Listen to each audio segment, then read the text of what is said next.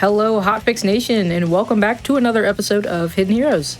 This is the Hotfix show where we showcase speedrunners who are a part of marginalized communities and the games that they're passionate about and that they want to show off. My name is Anarchy, and man, would you look at that, it's almost February. I feel like 2026 has just started, and AGDQ was like 2 seconds ago. But despite the horrors of the passage of time, it is a good thing because Back to Black 2026 is next week. And to celebrate, we've got a little Back to Black 2026 preview episode with some of the awesome runs that will be coming up on the schedule, featuring our wonderful Black speedrunning talent from the Black in a Flash community. Just in case you're not in the loop, make sure you tune in February 5th through the 8th next week for Back to Black 2026, a 4-day speedrunning marathon that is going to be featuring Black speedrunners benefiting Race Forward.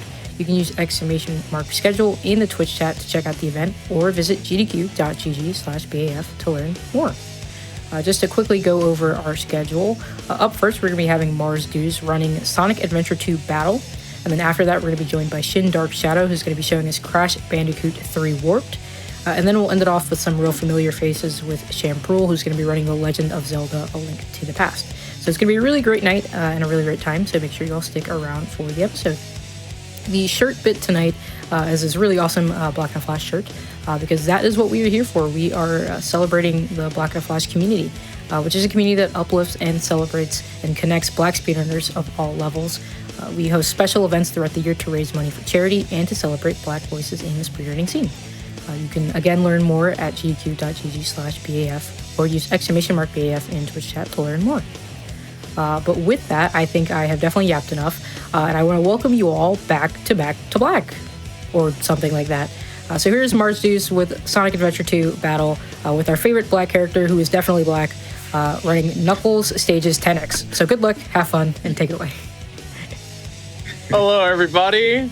My name is Mars Dews. I go by Mars. You can catch me. We are going to be playing Sonic Adventure 2, as stated, but we are going to be doing something a little different. This game is known for its story categories, hero story, dark story, and it's got 3 different playstyles. But I tend to focus a lot on the hunting stages, the Knuckles and Rouge stages. That's my specialty. I love those things. So that's what we're going to be doing. We're going to be doing 10 of each of Knuckles stages, from Wild Canyon to Meteor Herd. To help me out, I have the Superior and Silenza here. You guys want to go ahead and introduce yourselves first quick? I am the Superior. I've been running this game since 2022, which is kind of crazy to think about. But yeah, I've played both Hero and Dark quite a bit. Love this game. And I am Silencer. I've been running the game for like 6 months now, mainly Dark Story, and I just got into Hero Story, so I do know a little something about Knuckles. So it's gonna be fun. It's gonna be an interesting category to watch. Yeah. Those of you who know casually, these stages can be pretty long, but we're gonna hopefully blink and you'll miss it, right? And we're gonna have a lot to talk about, so we're just gonna get into it. So if everyone's ready, I'm gonna start from 3, and we're gonna go 3, 2, 1, go. Good luck. So, Hunter. Righty then, good luck. Yeah. So, already with the Knuckles stages. Oh, nice spot. So, of course, you're collecting the 3 pieces of the Master Emerald. And with that, there are 100 different piece locations in the stage that you will know and have to navigate the stage in order to find. Obviously, the stage is super open. It's not necessarily just point A to point B. You are going to go around and kind of explore and do a bunch of stuff. And so you don't necessarily have to memorize 100 pieces in any order. In terms of how the memory stuff goes, there are about essentially 33-ish different pieces, for each piece. So 30 to 33 piece 1s, 30 to 33 piece 2s, 30 to 33 piece 3s. That it felt really weird to say, but so you numbers. In terms of actually learning the routes and kind of pathings for it, it's not as bad as you think of just kind of having to straight memorize all 100 pieces in every stage. There's generally kind of different rules and things that you can follow that help you with determining your pieces. And so with that, with Wild Canyon in particular, Wild Canyon is a super duper movement heavy stage with the wind tunnel in the middle.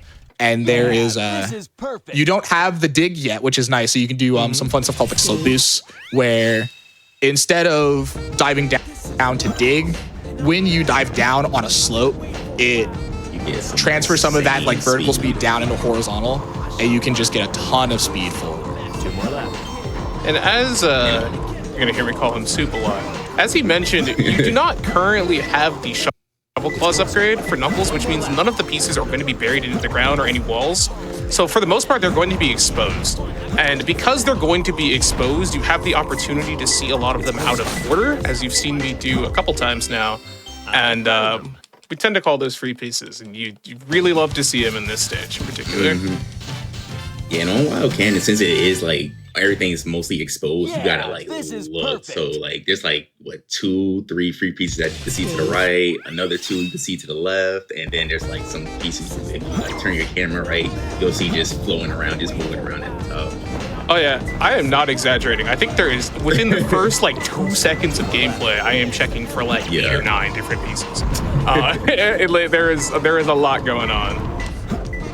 It's really like there is some really cool like flowchart stuff you can do with Wild Cannon to start out in terms of like your starting movement, where you will use your camera in certain ways. So as Mars kind of does, Mars essentially just kind of goes straight into the wind tunnel, but then like goes all the way forward. Doesn't just kind of like let the wind tunnel go, like take him. He kind of goes forward a bit because some of the free pieces that you can see are actually on the back side of the wind tunnel on the on the left back pillar.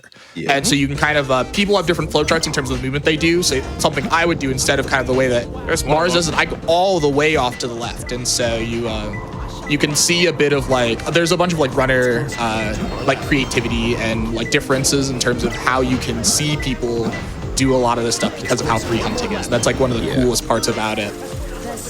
Like, Hunting got some insane tech to it. Tried it. Hunting got some insane tech to it. Like, you would think, like, Sonic has some nice tech or, like, Tails, but, like, Hunting, I would say, is, like, definitely up there in the games, like, tech and movement. Extremely interesting. Yeah, low-key, this is one of the most creative speedruns I think I've ever seen. Yeah, it is. There is nothing like it. There truly is nothing like the SA2 Hunting, because it's like, what is optimal is changing like every second. Like it kind of is different all the time. Sometimes you gotta commit, sometimes you gotta bail. You know, it's a very interesting dynamic that I'm addicted to, frankly speaking. I definitely like picked up this game in I believe the end of 2023, and I was intending to play Hero Story. And I was like, well, this hunting thing is like killing my runs. It's so hard. Let me just like go and focus and practice on that for a while. Yeah, they never got me back. That was he has not played Hero Story since. Dude, it was the full definition of like this was a summer job, and that was 3 summers ago. You know, like it was like, okay, we're hunting now. This is what we're doing. And so here we are. Being like someone new to the game, like I said, 6 months, like hunting was killing my runs too. I just went into hunting and I was like, do I really want to just do hunting the whole game? Or just be a hunter? But yeah, I almost got addicted like that too. It's a great time. Really Join us so much. So much our hive mind. Yeah, no. So to talk a little bit about some of like the piece generation stuff, where it's so we talked about the different piece 1s, piece 2s, and piece 3s. What happens is when the game when you load into a stage, it randomly chooses 1 out of 1,024 sets, essentially, that you can have between the piece 1, piece 2, and piece 3. And it creates certain ideas where, generally, like when you get your piece 1, your piece 2 is the furthest half of the pieces away from your piece 1. And then from there, the piece 3 kind of essentially tries to like split the difference in its most simplest term. But also because we know that it's 1 out of 10, 1,024 sets, you can also do certain things where you can essentially hedge your bet, where you know that, oh, well, if you get this piece 1, piece 2 combination, the piece 3 will likely be in this area because it's a percentage chance, or you know for a fact that it is a confirmed set that the piece 3 will always be there because you know your piece 1 and piece 2. So there's a bunch of stuff like that where you get to like hedge your bet, because again, this is an entirely RNG category as well, which is really fun. But like you get to like hedge your bet and do a lot of that interesting stuff in terms of like, oh, you like the risk reward, and sometimes it pays off big time, which is really cool. And then sometimes you just know, and it just feels good to kind of flex that knowledge of it. Yeah, it's like it's the perfect kind of nerdy for me. I'm gonna be so for real. It is like the idea of needing to sort through all of this knowledge while playing the game. My movement is changing every second because I'm not going to the same place. I need to think about what I can do in a situation and what is optimal to do in a situation, so on and so forth. I think we are in Wild Canyon 10. I think this is my first set to not have a free piece, by the way. Well, let's see, actually. There we go. Okay, well, there we go. All right. There we go. You gotta show. So yeah, that was one of those like hedging your bet moments. So obviously we didn't have our hint read yet. So what happens is most piece 2s are in that face side area instead of the side where the apartment side. This is perfect. So Mars, seeing that he got his piece 1, won't necessarily read his piece 2 until he's up past the wind tunnel anyway. But because more of the piece 2s are on the right side, you will generally tend to hedge your bet on it being on the right side. And then, of course, you can still spot free piece 3s if the P2 is on apartment side, or sometimes. It's about to check for Angel's Ring like this wasn't set 1. Yeah, so I guess talk about that real quick. So now we're in Pumpkin Hill. Pumpkin Hill, super open stage, a bunch of like gliding around, and the pieces tend to be mostly around each of the 3 mountains in the stage. But this first one is particular because now we have the shovel claws. We can now dig.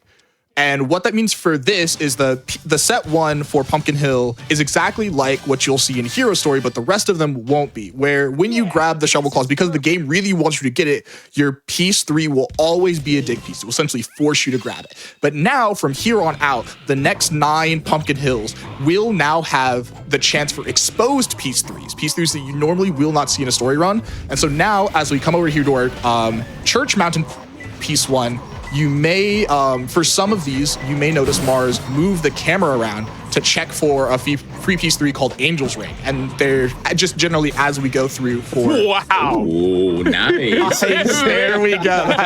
There's another one. Completely different free piece 3 there. The harvest? He got it. Wasn't even talking this about.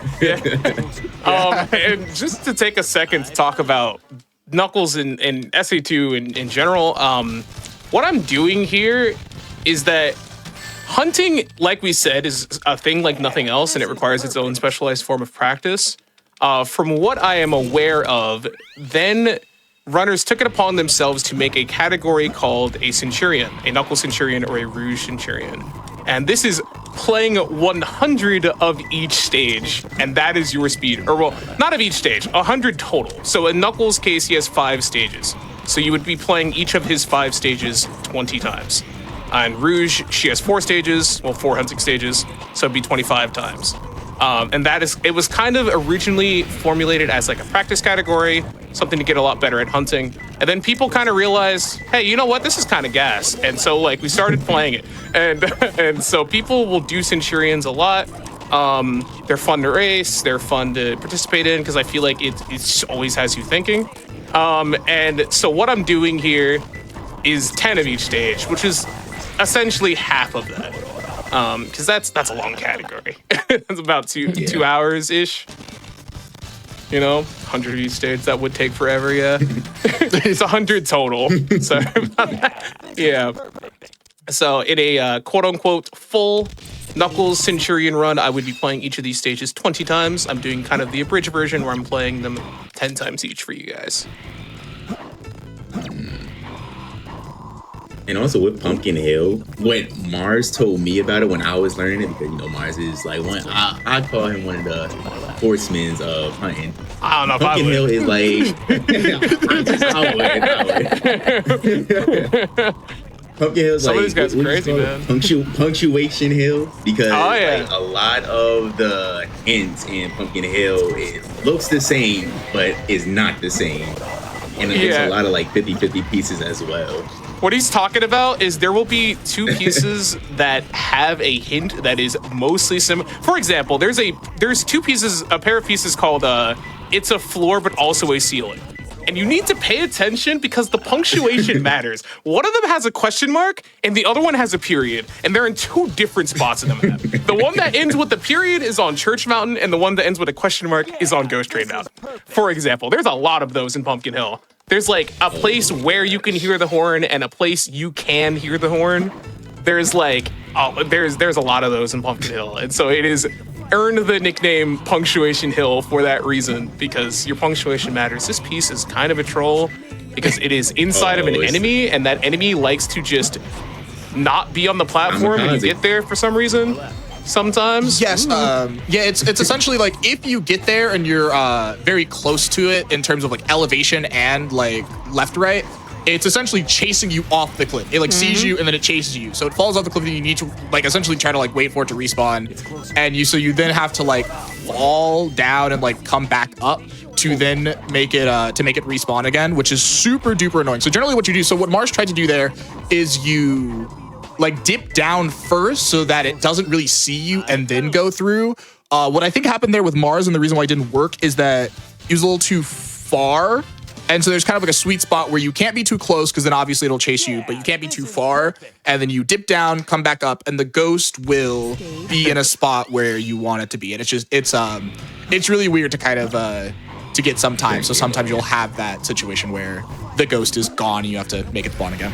Sorry, I'm just looking at the chat a little bit. I'm hearing a lot of people talking about Pumpkin Hill and Halloween. I've got to talk about the SA2 tradition.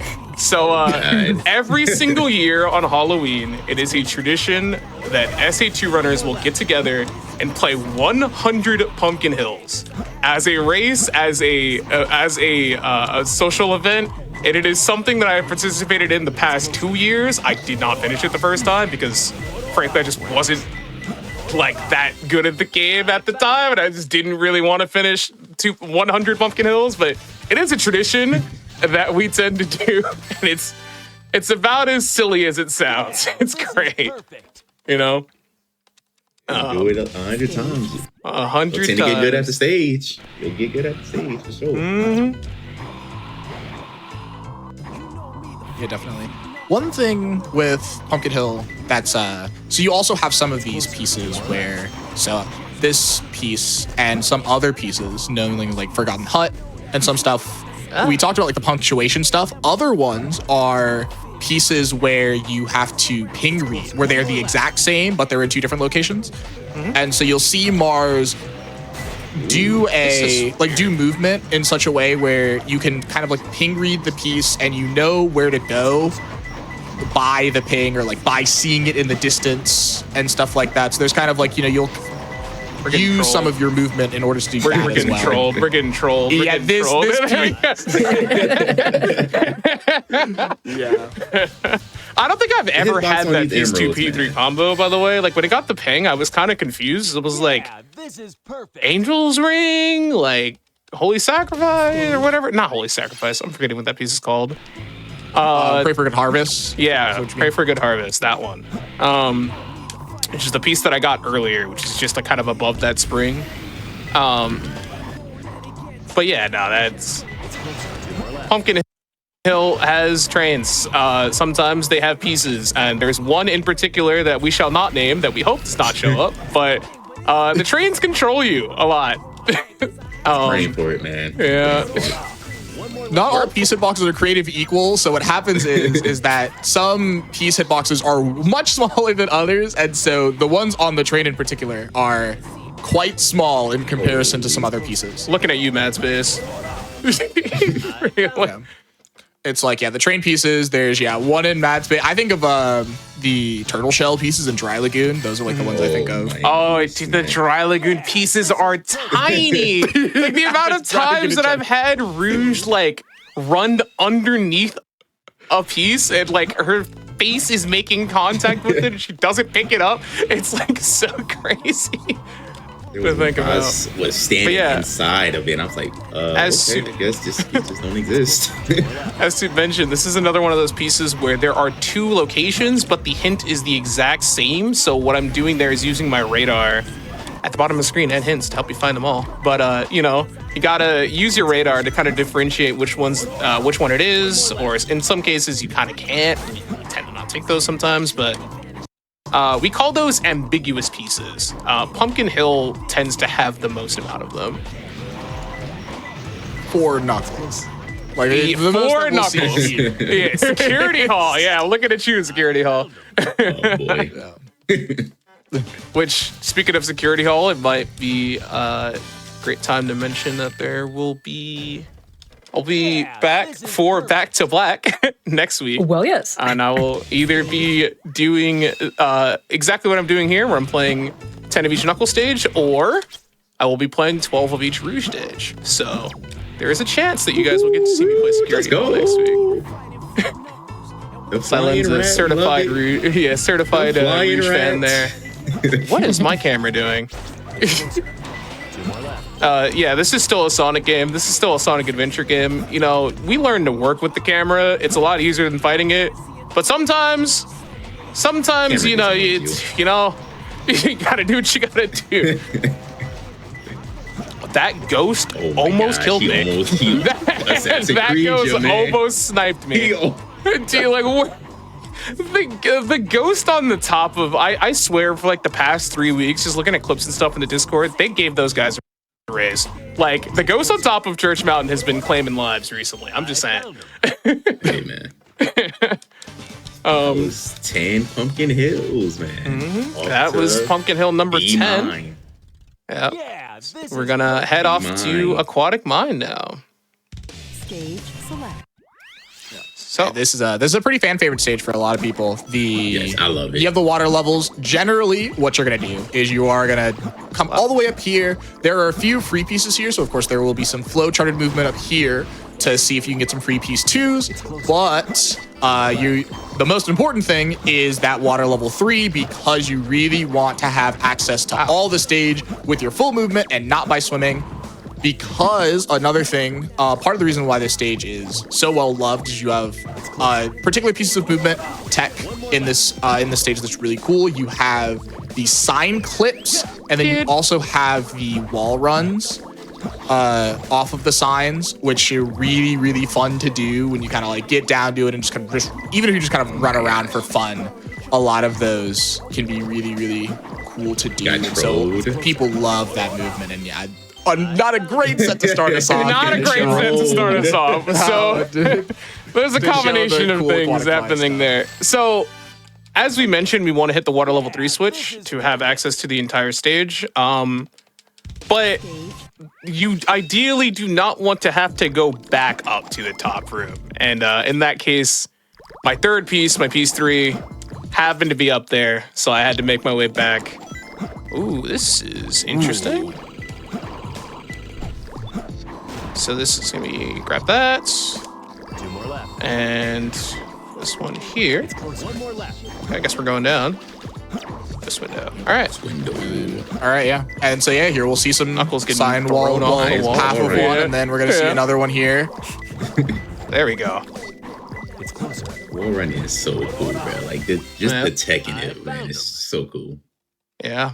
And Again, just adding to the amount of things you can you get to do in Knuckles, and it's crazy to do. The reason why a lot of people really enjoy doing these over like some story runs, sometimes if you really like hunting, is you just get one shot at it in a story run. You just get one, and if you get rolled, then it's like, well, I lost. You know, I've lost my run. I've lost my home. Whatever. You know, just kind of joking around. Nice free piece there. Yep. But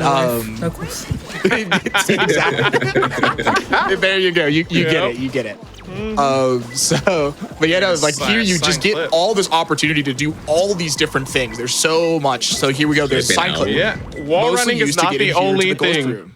Wall running is not the only thing the signs are useful for. They also allow you to clip out of bounds in multiple different ways, and that one is very useful for getting into the ghost room. Yeah, this is perfect. One thing I was going to mention is, not to, pun not intended, but the skill ceiling for this category is like on Mars. Like, it is quite literally infinite. It is. So you've heard us talk about like confirm set knowledge, things like that, where it's like, It's closer. I know this piece 1 plus this piece 2 equals this piece 3, blah, blah, blah. As soon as you reset the stage for the first time, which can happen because there's a piece you don't want or you die, all of that is out of the window. Like it still follows basic piece generation, but confirm set knowledge goes out the window. So you kind of need to know how to flowchart things. You need to know how to like mix it up on the fly, know what you're doing. So it's I found him. super interesting. It always has you thinking. And it's not an inconsequential number. It's not like a nonsense, like where it goes from like 1024 to Yeah. even something like 1200. I think like the number that I've heard is it like goes up thousands, like multiple thousands after that. So like again, there is basically like you're not going through all of that to know what stuff you're going to get on reset, because essentially most combinations are game as soon as you get into like outside of 1024 stuff. And so yeah, at that point, like you can't just rely on that stuff, because then you got to know. So that again also adds to the sort of like hedge your bet, risk reward stuff that can make this really cool in terms of just like being able to flex all that knowledge and taking risks and feeling good when you hit it. It's closer. Yeah, this piece Path to the Abyss, you're normally supposed to Found him. raise the water back up and swim all the way down there in order to grab it, but we are not confined by the collision of the stage, so we can go ahead and grab it out of bounds. Yeah. World's slowest piece. And there is no way to re-roll it, which we'll get into, because again, same way if you reset the piece, the pieces change and we're outside of 1024, it'll also happen on a death as well. And so in a little spoiler, in the next stage we'll get into some piece re-rolls. But even here, like there's only one enemy in this whole stage, and if you clip out of bounds, there are no kill planes down below. So you can't even really re-roll if a piece like that was really bad. So there's some, like you can have some really like ugly 4 interactions if you didn't have side clips. There's like 4 enemies. This is perfect. There's you Guardian have of the Guardian of the ghosts. Switch, something other than a minecart than both the water level 2s. But like, point being, it is very slow to die in this stage on purpose. Like it is. Ooh. Okay, there we go. So here you see me like resetting a couple times. This is Ghost Pulley. Sometimes you can tell based off of your ping that the piece that you are like you can know what you have before you go and grab it, and sometimes you just know, yeah, I don't want that, and you get out of there. Particularly in Aquatic Mine, it's pretty important, and especially in our next stage, Death Chamber as well. Yo, we got it. We We got the seal. Oh man! dented No, this is ceiling. the. Oh, This might be the close one. Can we get out of bounds? There we go. Walls are a figment of our imagination. Yeah, you're right. It was the close one. Yeah, it was the close one. Yeah, I'm pretty sure it only pings like that if it's the close one. So no, you were right about that. I should have wasn't committed. thinking Hey, about there we go. There are 2 different dented ceilings. This is another one of those ambiguous pieces we were talking about. It's just Yeah. the far one, the one that I went to first after getting out of bounds. You are intended to be able to swim up there with the water, but you can get there without changing the water level. It's just not easy. And so I was really hoping that I didn't need to do that jump, and lo and behold, I did not. Overplay. But we're on Aquatic Mine 8, so coming up toward the end. See a monitor clip. Get this monitor clip Yep. here. Yes, doing a spiral upper against the sign against the wall. Oh, my dead. Can also clip you out of bounds. Nope. Nice. Grabbing the side there. And that can be pretty tricky to get to go all the way in Ghost Room. One of the things you can do in this game when you glide is after gliding, you can essentially immediately drill dive. And so if you This is perfect. drill dive into like another glide, like a real quick like B to A or X to A input, gosh. you can essentially, like, we call it a glide reset. You reset the glide, because if you glide for too long, then you start losing elevation faster the more you go. And so you do the drill dive into glide reset so that you can get another one. But obviously, you still have to like be pretty quick with it because you're drill diving, and so you lose height, and it makes that happen. So if you do it right, then you make it all the way in. You won't even have to grab the What happened there? the thing like Mars did. I think you hit like the wood. Like the wood was just like ground. Weird. It's closer. Ghost path. I don't know why I was trying to clip out on that sign, like as if this piece isn't right here. Moving pieces can be a troll sometimes. They are all on a cycle, but like if you're used to grabbing it in a certain place, you get it early, then it's totally fine. But sometimes when they're off cycle, like the amount of times I've been watching someone play the game and they're like, I didn't even know that piece can go all the way that far. You know what I mean? Like it's kind of funny to think about. Pieces do not want to be caught. Wow, wooden window and near the wall. Not many sets of this P1, P2 combination. You get both this piece 1 and then this free piece 3. The 3 fans over here, you can see the piece on any of those 3 fans. And that's generally what you're looking for. Mars will, for all of these, you've been angling his camera over off to the side so that you could see them. And if you either get a ping, or if you don't get a ping, you reset. But if you don't get a ping, but you see 3 fans, that does suddenly make the set takeable. So it is really important at the start of the stage to want to attempt to see a 3 fans at the start. Now, anyone who's played this game casually, what I'm about to say might seem blasphemous, but here we are with my favorite stage, Death Chamber. Okay, here we go. Hey, off the bat, here we are. Oh, we're not even going to talk about rerolls yet. Well, I guess in that case, what we'll talk about first is all of the clips. This is certainly another stage with just a ton of clips. So as you already saw booty clip there, where you get on behind the box. There's a small space behind the box, and if you do like a full jump past it, you can then go. It essentially takes you out of bounds, and you can glide essentially wherever you want. But in terms of being fast, you'll generally glide over to either the blue room or to one of the many secret rooms. Like this one. With this one, it's about the same speed to actually either glide straight to it or run to it. So Mars opts to run. That's basically like a runner's choice thing. If you have really, really good glide resets, you can actually glide reset straight to this piece instead of like hitting the hourglass and breaking the boxes. But those, you essentially need perfect glide resets. We are not talking about I don't think I've really resetting, seen that guys. many people do it. We are not talking about re-rolling yet, I suppose. Yeah, I was about to say. You're gonna get like the best piece 1 on the stage to do this. Oh, this is like It's decent. Let's see. Anything in here? Nope. Okay. Well, we are, this is these pieces that they've given me so far, it's kind of interesting because it is very, wow. Okay. no, Nice. really unfortunate death there. Yeah, no rings there. Well, I mean, I have to take this now. That's unfortunate. Yeah, that was as many intentional deaths as there are in this stage. That was not one of them. I would love to play it off and be like, hey, you know what? Actually, that was better because this. I would just be lying. So, don't kill me.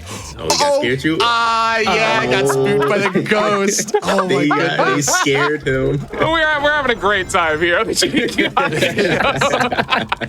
Oh my goodness. You should have waited to say that it was your favorite stage. Yeah, I should have waited. I should have been like, yep, Death Chamber, yep.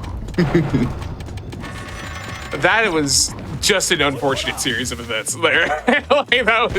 There was like accidental death into another one when I'm really close to the piece, but it is what it is. We'll clean it up. The ghost knew what Death they were Chamber doing, 2. man. Yeah. It's only the second one. There's many opportunities to show what the stage is all about. So the thing about Death Chamber is, eventually, when we get a piece 1 that's eligible for it, there are a lot of strats where you intentionally die in this stage, and as a result, we try and be on we try and be on 0 rings as much as possible. And in both of those cases, me being on 0 rings is what led to me dying.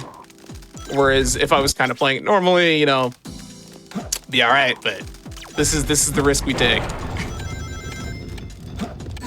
Okay. You'll see this is a piece we can do this on if you wanted to, but it's a corner piece. So I odds think aren't as I'm good. gonna just take make this deathless. Okay, that makes sense. Punch the guy, please. Thank you. Let's I'm just sure. gonna- I believe. Okay. Decent. I believe this is red blue path somewhere for the piece 3. Or I think we're at 1024, right? But I mean, it could be. Like, you could still hedge your bet to red blue anyway. But Oh, nope. oh well, good thing we didn't. All right, no, good thing we here's didn't. another Yep. red green secret. No We're gonna be way. running all the way over here again. Doors close when time is up. I quickly want to shout out, we're getting a lot of love for this category. As we've said already, this is one of the coolest categories in speedrunning, but if you, in whatever various speed games you're doing, if you have cool categories like this, we really want to see them on Hotfix. So we're accepting submissions for runs on Hotfix. So if you've got a run and you want to showcase it on the channel, please send it our way at gdq.gg/submit/hotfix. You can also type !submit in the chat for more details. We want your wild runs. We love the unique runs, the unique categories, man. All right, here we go. So, Let's do with Death Chamber, one of the things that will happen a lot, because the stage is so enclosed, you want your clips to kind of like help you navigate the stage. It's like a really like tons of enclosed tunnels, and so it's hard to be super open. However, so like what happens in return is you want to be in the red room, but if you grab your piece 2 and then you die, there's a very, very good odd that your piece 2 will be in the red room. So you die, immediately spawn in red room, grab a piece, and then from here, you have both booty clip and then of course here, red box clip that essentially just takes you anywhere to the stage. You're essentially just kind of like almost on like creative mode, just like free roam to do whatever you want to do from this point. And this is the general Death Chamber flowchart that you're looking for is blue piece, die, red piece, clip to go wherever. Yeah. We just didn't see it till Death Chamber. That one was an intentional death, guys. I promise. Yeah, because as you see, I did get reroll. Angry man. Angry man. So here we go. Another blue piece. So we're probably gonna see a similar thing in terms of the flow chart. Again, you want to try and like get hit early so that you can immediately die and just kind of like make it a little faster. So yeah, you see And then pieces read the in hit red. there. And I'm out. So here we go. So now we have to And reroll. we It's not died. guaranteed. So so here die over and We over. just Again. One thing I want to having talk about while we're doing the rerolls is so Sonic Adventure 2 is timed with like variant 1 loadless is essentially what we call it, where it's the in-game time plus pauses, like plus menuing and stuff. And that's how the story runs are timed. Watch out, But in please. specifically with hunting, so that we don't kind of like abuse certain aspects of just kind of like general time review stuff. Stuff like your deaths and your like result screen time is also still there. And the result screen stuff is the most important part because you can kind of like metronome, like essentially like count because the 1024 stuff is determined on the frame you enter the stage by. But for this in particular, for Death Chamber, like in terms of the hunting categories versus hero story, is it means that you don't actually lose time for dying over and over again in a Not hero story at run, all. but you do for like any hunting categories, like a Knuckles half centi or full Centurion or Death Chamber times 20. So you'll actually die a lot less, or you take just generally more pieces deathless. Because of that, it ends up being faster to try and play out some of these sets and like really be able to like flex your knowledge and flex your movement in a category like this versus in hero story where you could almost like really just fish for it. Even though you don't have to, you can still like, you know, really flex stuff and have it be really good. Like variant 1 deaths like not being timed is like super good for that category, and that is one thing that's actually really cool about Death Chamber in this is you get to see a lot more clips. Hopefully we only have a few more left, but one of the clips Mars really likes called Corner Light Clip is something that you won't see very often in a hero story run because of the way that we get to play it there, but is extremely, extremely valuable to know for For the fans, Death Chamber. Mars. I'm not going all the way to core. Yeah. Do the corner light clip for them fans, Mars. Do it. Dude, I want to. The game needs to let me. Red box clip is kind of finicky. It is very dependent on your speed and your height, so sometimes you just mess it up, and you gotta hold that. Blue box clip, on the other hand, is a lot more lenient by comparison. Ooh, nice. I'm surprised that I didn't have to like go to the water there.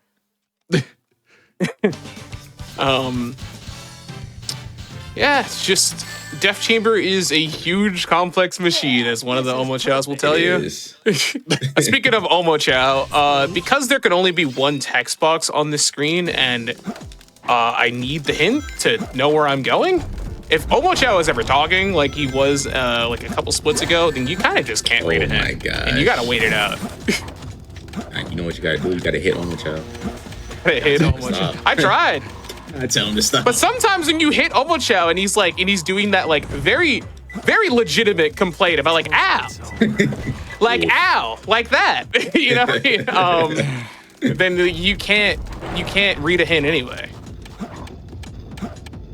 Dude, I don't know what's going on here with the enemy, chamber. With the Death Chamber. Yo, it's called Death Chamber for a reason. man. Yeah. We're doing it for Yep. content. Yo. Okay, there we go. In 1024, that's something. I am not in 1024, so. Yeah. But It's fine. We got a real quick reroll, and it's we got the roasted. keys. See it right there. So Mars already did it on a different one, but whenever you get a like yellow ping as opposed to like a red into yellow ping, there is a piece read flow trait. You don't actually read your piece 2 there a lot of time for some people. What you'll do is you'll do some movement, and when it starts to ping red, essentially determines where your piece 3 is. And that essentially makes it that there is a cooldown from when you read a hint to reading another. And you would, if you read your hint, grabbed it really fast, there would be a chance where you can't read the next hint because you were too fast at it. So this essentially makes it so you can read your hint basically immediately after, so that you know exactly where your piece 3 is. And just to address something I just read, the piece that I got there that spawned underneath that weight is you would need to dig in order to grab that piece, but because I was out of bounds and it also is what is called a fake dig piece, I was able to grab it while being out of bounds, because otherwise I would have needed to grab it by digging. So that happens sometimes with a couple pieces where you can grab them from out of bounds and you don't even need to go back into bounds. And something we haven't mentioned about SA2 as a whole, not even just in hunting, this game is really nice with clip outs in that basically everything in this game has one-way collision. So you need to worry about clipping out, but you never need to worry about clipping back in. You can kind of just go at the wall. It'll let you back in. It's very nice. Yes. That is true, yeah. Not common. Not common. That is definitely not common. Yeah. But quite common in this game, thankfully. Yeah, not every dig piece is out of bounds. Traditionally, there's like a flag in the code that's like, can you only grab this while digging or while you are not? And some of the pieces that don't have that, we call it a fake dig, and you can grab it out of bounds. Ooh. Nice. Oh, do you know this, Mars? I know. Oh, I'm a okay. knower. Oh, Yeah, now it's okay. we know. This will be some Knowledge. confirmed set stuff. And this is actually a really cool confirm It's above all the because... Yes, so yeah, we know for a fact now, because this is the core version of EO1, which there is 2 different versions of EO1, you now know that this is always going to be above Omochow. So we're going to do the green door clip here to we're go gonna over mess to up the above Omochow and grab the piece. However, there is a different EO1 that is still in this area, funnily enough. You would do this green door clip instead of grabbing, or it's like you would do the green door clip and grab EO1 there. But before you do that, there are 2 different piece 3s in core, or piece 3s in core that you can then dig, that you can either check for or dig for, because one of them is dig piece. And you would grab those 2 pieces before grabbing EO1 green. So that set is super good to know, because there are only 2 options if it's EO1 green. There's only 1 option if it's EO1 core. And so that it's such a sick set to That's such a have cool no flow matter what, because they're all incredibly fast. You know what? No, we're doing it for the fans. This is Do Def Chamber it. 10. Go for the This is Def Chamber 10. We're doing it. Oh, you're just gonna do it here? Okay, yeah. So we are gonna There we go. clip. There we go. That is a really cool clip that not a lot of people do, but I will continue to tell them that they should learn. And I'm gonna die as a result. No, I'm not. Oh So- no, you still got the water. No, we got So the here's the water. thing. There's water in Blue Room, as you can see there. And for whatever reason, the water extends down below the boundaries of the stage. So as long as you can get to where the water is, you can ride it up and be perfectly fine. Very nice. How does someone memorize all these hints and locations? Repetition and a lot of practice. Like that, it is all... You gotta just know. It's not, I wouldn't say it's easy or hard, but it is definitely repetition, like based. Yeah. It's something Yeah, you it gotta just- it takes put in the time. One of the Yeah, things you that's did- nice about it versus like, you know, say you'd memorize something on a test, like something for like a history test, is this game, like, you're not necessarily, it's like, oh, I have 100 things to memorize. Everything is sectioned off. So not only is it sectioned off between your piece 1, your piece 2, piece 3, it's not 100, it's essentially 30 each. It then becomes, well, you know that certain piece 1s are in certain areas, or because you got a piece 1, you know you can only get these. And so then it takes away some of that memorization knowledge needed, because then you can kind of like, you're almost like inferring. So then like you get stuff, and you also just have a general visual checkpoint for yourself as well. Even if you don't think about it that way, you just generally have a visual checkpoint. You know that when you see Steel Drilling Tower, you see that steel, like you see what Mars just stood on. Here we are in And Meteor Herd. stuff like that. Yeah, and here we are in Meteor Herd, by the way. Absolutely massive stage. There's This is a bunch of rockets. You got to, you know, you take your rockets. Best way to go up, of course. So you always want to know where your nearest rocket is in terms of getting, especially a piece like Beyond a Star, piece 3 all the way at the top. But yeah, no, this Yeah, Meteor Herd, ideally you don't, like, going down is much faster than going up. So ideally you want to, like, go up with the rockets and then be able to finish the set by just falling down. You never want to have to take extra rockets if you can avoid it. In that case, I'm on the bottom of the stage and my piece 3 is on the top. we love that. Yep. And that's just a bad piece. middle, bottom, top is a Meteor Herd Here we classic. go. Another Here we piece you go. don't really like. So sometimes, depending on like a location of a piece, or because of like we know how the spawn generation works, we will just prefer certain pieces over others because they give better odds for a better time, or like, you know, they spawn better pieces, you know, as a result. Some pieces are just take a long time to get to in general. That was one of those such cases where it's like I saw the pieces and I was like, well, if I take one of these, I'm guaranteed to have to take an extra rocket. And like we just said, taking extra rockets equal bad. So I'm gonna get out of there. Hoping for, okay. Okay. Nice. Dear chat. Yeah, so, you know what? I would be remiss to not mention this ever. Where are we going? Hold on.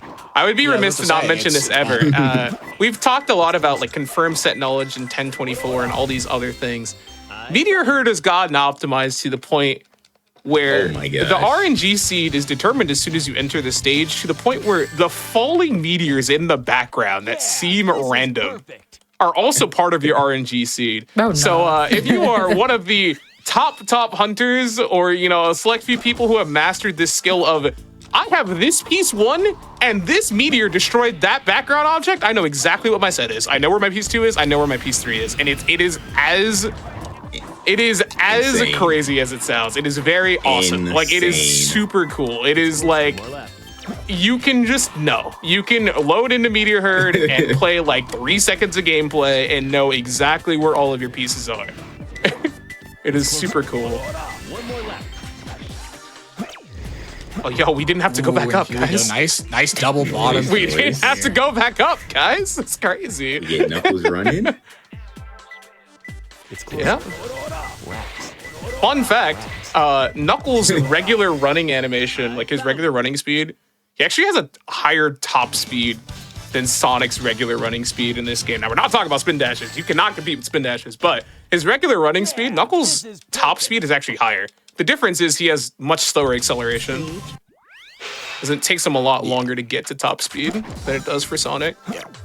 And generally what you'll do, as you see at the start of the stage, you see Mars do some movement and essentially punch excel forward. When Rare piece here. when you have some move, extremely rare piece, yeah, nice, Steel Garden. But yeah, when you punch while you have some momentum, you can, you essentially punch forward and it takes you really quickly to full speed as opposed to just having to just jog all the way up there until you get to that running speed. So that is one of the things you'll see. Either you can glide and drill dive down, or if there's a diggable surface, you can just glide a little bit, then punch. And at that point, you'll be able to have the speed that you want. So you can get speed extremely fast. So you'll notice that whenever Mars lands on the ground, a lot of the time, if he's not trying to immediately dig for something, he'll punch forward. And that is generally the reason why you're doing it, is for that acceleration. Meteor. Yeah, Meteor Herd is definitely a beast, so to speak. It is very massive, but it's massive vertically. So it's going up and going up the rocket, going back down. It's there's a lot going on. That being said, in terms of the speed run, I think it's not the simplest, right? But in terms of flowcharts, I do think it is the easiest one to get a hold of. But that doesn't make it easy because, the game could just roll you at any point in time by saying, hey, you need to take this extra rocket. Here we go. So what I did there was I had a bottom piece too. And so I wanted to do a quick little series of checks to see if I could find a piece 3 before going down. Because if I didn't get that piece ahead of time, then I would have needed to take a rocket and go back up. That was in the floating containers piece 1, right? I'm not... Yes. And specifically, specifically that piece 1, it's 11 out of 13 for a piece in that area, which is why you really want to check it. It's an extremely good set to know in terms of series of sets to know if you're going to be playing a bit of Meteor. And if you're only going to learn one set, you're like, oh, this is all too much for me. I'm just going to play the stage. I don't want to do all the set knowledge stuff. If there's any piece of knowledge that you want to know for a Hero Story run, it is that, to be honest. Yeah, and those in particular, that series of checks are called Cryptic checks, named after Cryptic. He made a series of tutorials for this game that, honestly, if they didn't exist, it would have either taken me a lot longer to get into it, or I might not have gotten into it at all. So, shout outs to Cryptic.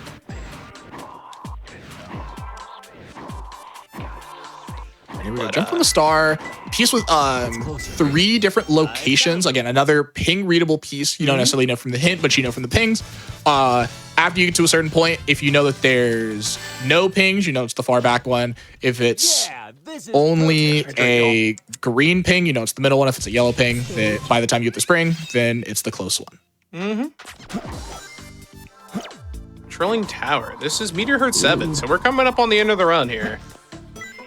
It's closer, more left. It's been flying by. Famous piece, though, man. We gotta get the famous piece, man. Dude, they're silence it. Praying for times like this, man. My guy. Like hold on. We don't gotta speak that RNG into existence, please. We add RNG. There is one piece in particular that he told me.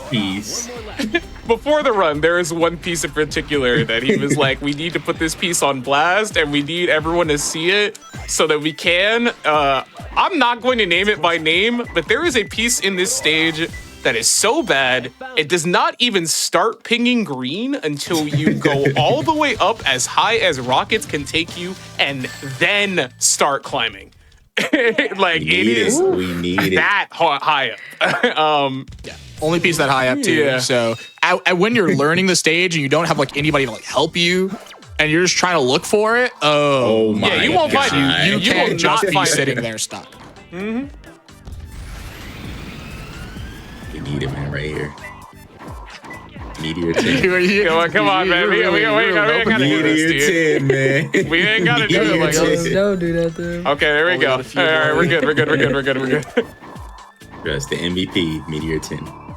Yeah, if I get it at Meteor 10, if I end the run with that piece. It's closer. It's gonna pop off. Yeah, he will. He's gonna pop off, and then I'm gonna be doing the opposite of it. And Soup's gonna play middle ground.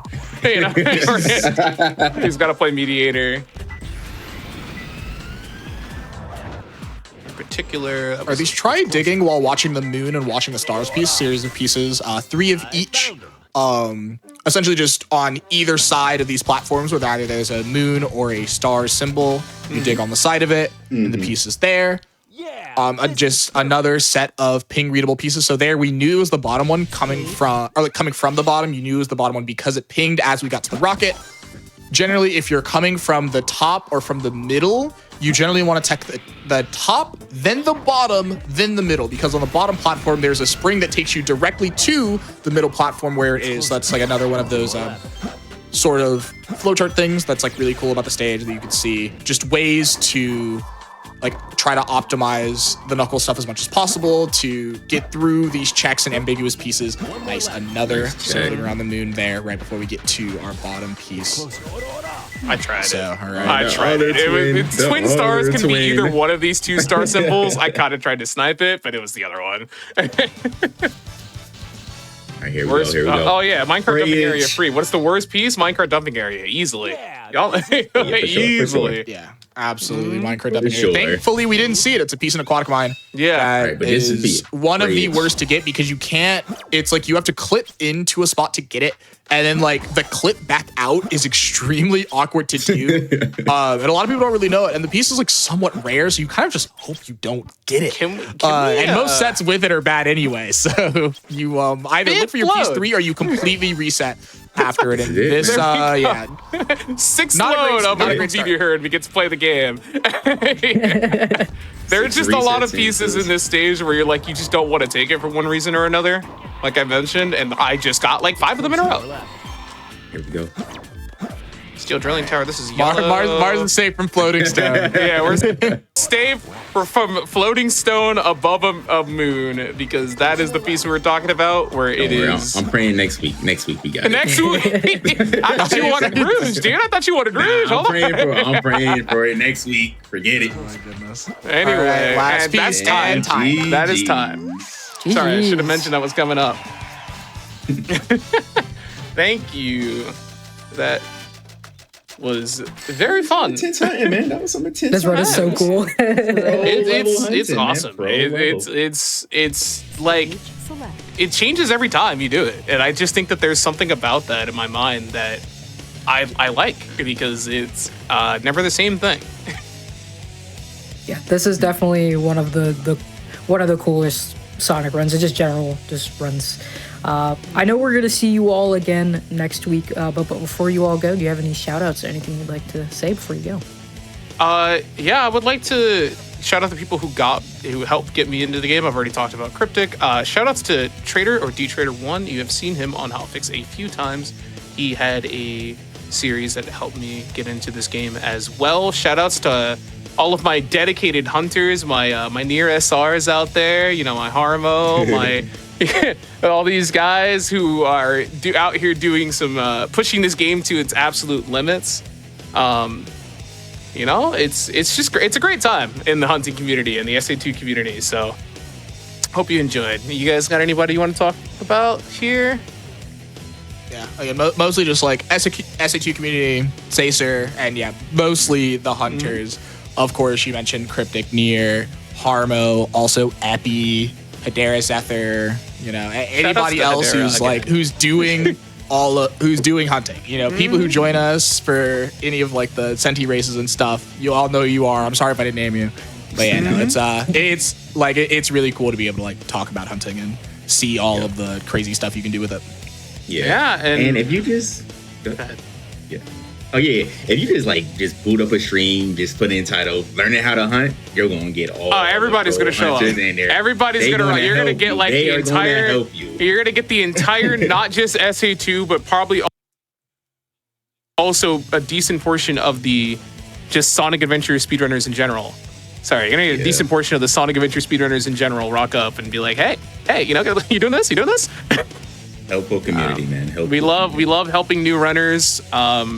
I personally have been helping, a couple new runners over the past week with a lot of things. You helped me. Yeah, dude, I did. You helped me. We love new runners around here, guys. If you ever look at something like this and you think, hey, I want to do that, you can always check it out at speedrun.com, the Sonic Adventure 2 page. Find a link to the Discord. You can, we'll get to it.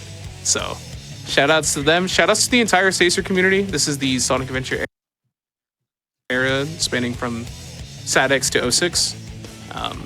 We are all homies around here. So Awesome. I think that's all I've got. Before you go, where can the people find you if they want to see more of your content and your streams and stuff? Yeah, so you can find me on Twitch, Mars Dews, as it is spelled on the screen.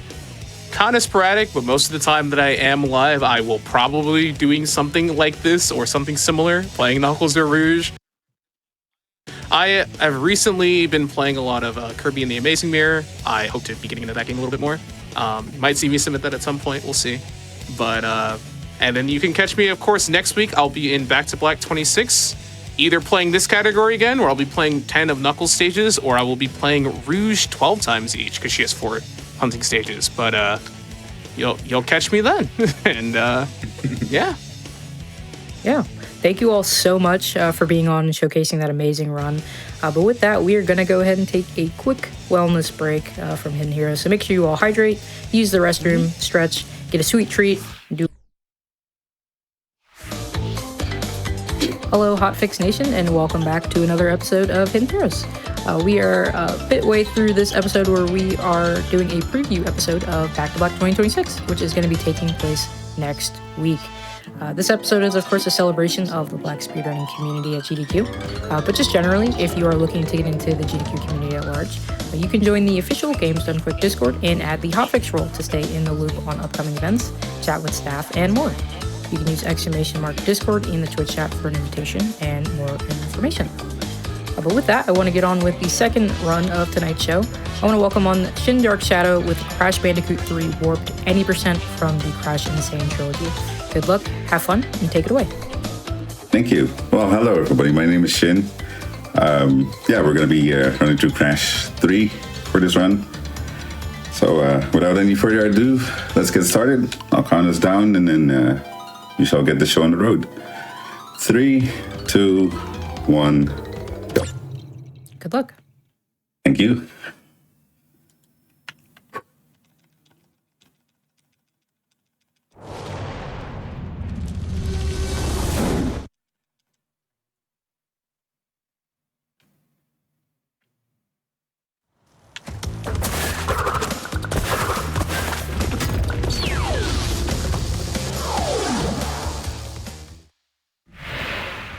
Crash.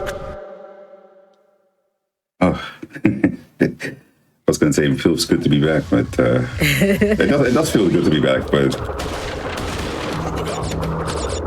I was going to say, this is Crash 3, so what's going on in this game? Because I know there's some shenanigans that happen in this series. Yeah, so basically, I ran Crash 2 for Speeding Through the Holiday. Basically, Cortex, the bad guy, has a space station that you destroy in Crash 2. And for some reason in Crash 3, he's back to his normal shenanigans of trying to collect crystals. And of course, Crash is the one that has to collect them again. So, but this time it's like you go through different time zones. Kind of like in Crash 4 as well, actually, now that I think about it. Collecting all of them. So you'll see me go through, like, I think that there's like one that's like Chinese wall themed. You've got like medieval levels, underwater levels, futuristic ones as well. So That's awesome. yeah. So we're gonna be even prehistoric ones actually. The next one is a prehistoric level with dinosaurs and everything.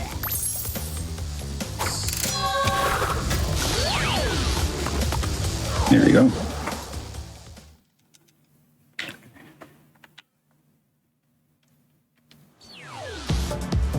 All right.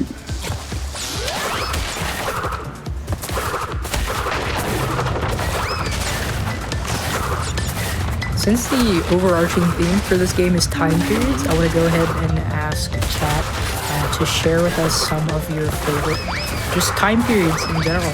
I'm a really big history nerd, so I really like. I'm partial to medieval time periods, but go ahead and share with us. I won't be judging you at all, I promise. Let's see.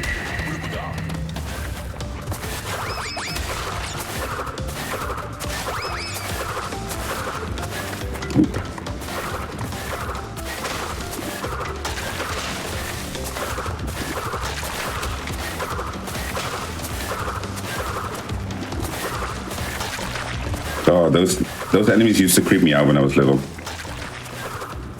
Because with the graphics back in the day, I could never tell what they were. I was like, they're trying to drag me under. And only when this came out, I realized what they were supposed to be. Yeah, I have to say the Sane Trilogy, quite the graphical upgrade from the original PlayStation titles, because I love looking at like Crash 1. Crash, he looks so stupid. Oh, Crash 1 has been one of those games that I'm like, I think I completed it once or twice, but it's like, because back in the day you had to like get every box without dying to be able to get the gems. So like a full game completion was for me really daunting at the time. I'm happy I started with Crash 2 when I was little, so I got Crash 2 before I got Crash 1. Yeah, I never finished Crash 1. I was really bad at it. Because I remember seeing something in the in the news that they were calling the Insane Trilogy like the Dark Souls of Crash. And I'm like, it is kind of difficult in some points, but it's like that comparison is like no. That's kind of awesome though. I'm not gonna lie.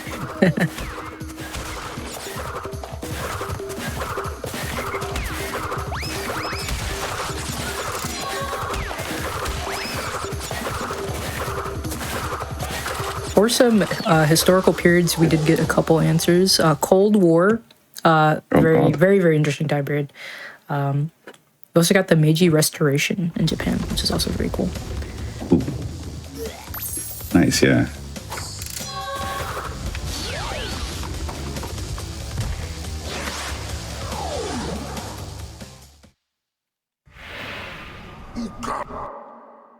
Okay. Oh god, yeah. Back with Crash 1 had no when the controllers had no joysticks as well, yeah. I remember that as well. These are like these levels, by the way, are some of my favorites.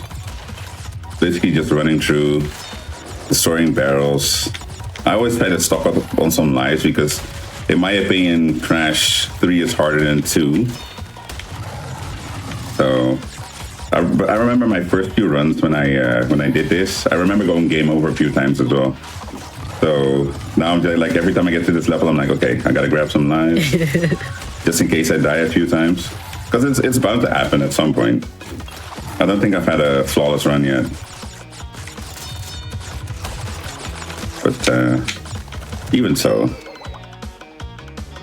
and just like that, the level's over again. Give Pura a nice little hug. Aww. Yeah, there's a speedrunning trick where you can skip that, but Pura's like my favorite character, so one of my favorite characters. So I opt out of that skip. Like speedrunning for me is not necessarily about being the best, but more about having fun.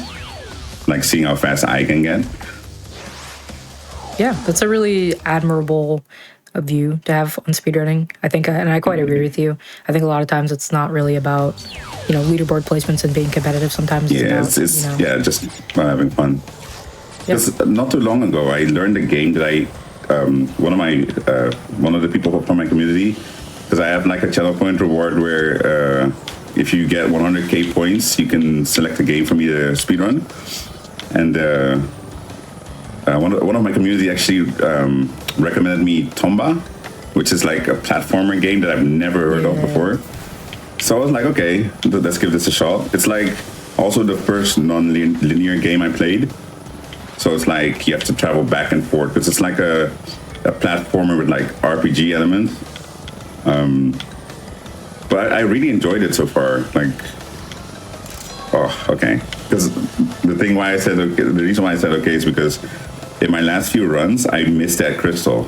Like, I go straight for it, and now all of a sudden I'm on the other end. I'm like, oh, hey, it didn't collect. I was kind of wary of that, but we're good. Nice. Yeah, Tomba is a pretty good game. I haven't played it, but I've watched a good amount of speedruns in my day. But I was going to ask you, what got you into Crash speedrunning? That's a good. Oh, actually, no, I do remember. So me and someone else from my community, we did a race on Crash 4. I think in December of 2024. Yeah, December 2024. Crash 4 is a very skip-heavy game. I didn't know any skips back then, but I decided to give it a shot anyways. And I really liked it. And I was like, okay, I'm going to keep trying to like better my time. I had a lot of free time as well around that time. So I took my time learning all this, or most of all the skips, because there's still a few skips I don't know. But from there, it's like, I just started with Crash 4. Then I was like, okay, Crash 2 is my favorite game. Because it's like nostalgic and stuff. So I was like, okay, I'll learn Crash 2 at some point as well. So I learned Crash 2, and by extension, Warped as well, because there's one tech that you basically use throughout the run as much as possible, which is hop sliding, which I've already done earlier in the run. It's like you spin jump onto a slide spin jump onto an elevation, and then you get a speed boost as long as you keep the streak going. Seeing as it took me a while to learn hop sliding, but seeing as it's basically the same in Crash 2 and 3, it just carries over, which makes it easier for me to run both. That's sick. I'm gonna see if I can get a hop slide here as well to get to the second warp room. Oh. Yeah, there we go. Oh. It almost went to the wrong level. That's also with this version. There's a bit of a delay when you press a button. So if you hit two buttons back to back, it's like you have to wait for the first portal to open again. Also, I think in the original you go into the portal way quicker than you do here. There we go. Oh, the alligators or crocodiles. I don't even know if it's alligators or crocodiles, but one of them. Either or, yeah.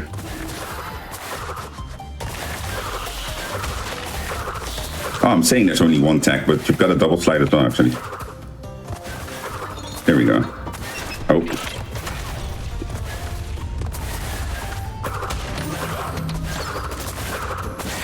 Ooh, am I gonna make this? Yeah, I am. Yeah, despite how hard these can be, these runs are super sick. All of the games. Yeah, wait until later when they decide to add water in the mix in one of these Egyptian levels.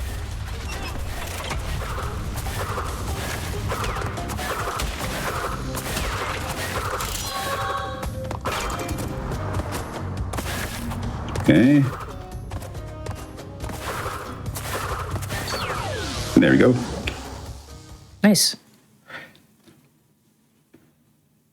Oh, we get another tiger level coming up. I think that's the last one already, sadly, because I really like those.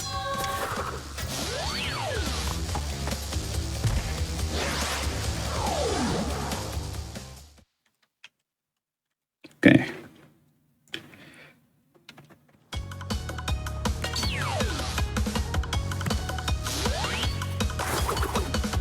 I know you mentioned that you have a channel point reward for to run any game, basically. Yeah. What kind of other games do you speedrun? I think it's mostly platformers. I've done Rayman Legends, Crash 2, 3, and 4. I've done Little Nightmares as well, actually, which was also a recommended game, which actually was quite fun now that I think about it. What else? There's a few others, but I think I speedran Cuphead, which I had a massive PB on it not too long ago because Nice. Yeah, I had only done a few runs until that point, but that PB was an hour. Oh my goodness. Yeah, that's awesome. Yeah. So I went from like 2 hours something to, I think it's a 1 hour and 10 minutes speedrun now. Yeah. Because I had so many bosses that went well, like so many bosses I did first try as well. Nice. I know Cuphead is also a really, really hard speedrun, so It is, yeah. So many things to keep track of. Like, I know it's just cycle, but well, it's not just cycle based, but like it's learning the movesets of every boss, and it's kind of that's where the difficulty lies for me. These levels are fun too. Besides the fact that these the other cars try to bump you out of the road sometimes. I was gonna say these stages I remember when I was a kid. I was also not very good at them.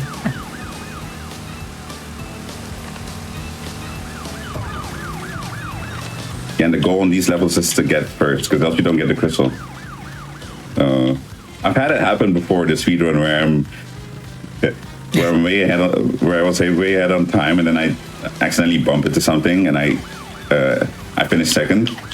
Then all of a sudden I have to do the entire level again because That's like the worst feeling ever. It is. It happened in the last one as well, because in the last warp room there's another motorcycle level. I think it's like the third to last or second to last level that we do.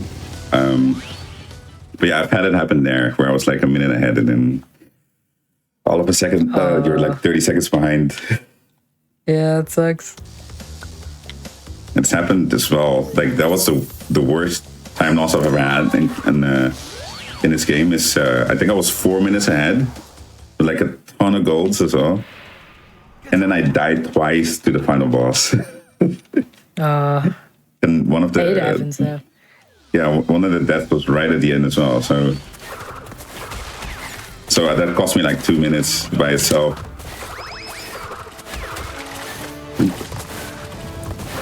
I always like to say when stuff like that happens in the runs that I do that it just was not meant to be.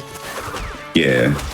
You'll get it eventually, but that just I was wasn't going to say, I managed to scrape by some time again. I'm not where that run would have been, but I'm very close. I think I took about. I think I'm only like 30 seconds away now from the 4 minutes I would have had. So not bad at all. Ooh. exactly, yeah. Ooh. I like the vibe of this stage, the wizards, it's awesome. Oh, the frogs are very funny as well. Because if they get you, they kiss you. And then they turn into a prince, and they're still sitting on you while you're like, did I just get kissed by a frog? Yeah. I was gonna say, I also... Oh, go ahead. The guys with the swords as well. If they get you, they just cut you in half, and your bottom half just walks away while your top half is standing like this. Oh, I love Crash. Yeah, stuff like that is great. I was gonna notice, does he eat the crystals? He does, yeah. Yeah, I think with Coco, they're on. If she's got 2 animations, I think, or 3. One of them is at her laptop. She's got like a pink laptop that turns into the crystal, and the other one that she turns around and the crystal's stuck to her back. Yeah, for him, for Crash, it's like, yeah, he basically throws it up. Oh, these enemies are so. Like, as soon as they turn around and they start swinging, they're invincible. So even if you land on top of them with like a high jump, they'll still hit you. Magic carpet. This game rocks. Yeah. Well, also these monkey bars are kind of. It's not as bad as in the Rapid Cortex, where the monkey bars were like the slowest form of transport. And of course, one of the levels has like, I think the first half almost. It feels like half of the level because it takes so long. It's just monkey bars. Right. So, oh, nice. He just turned around.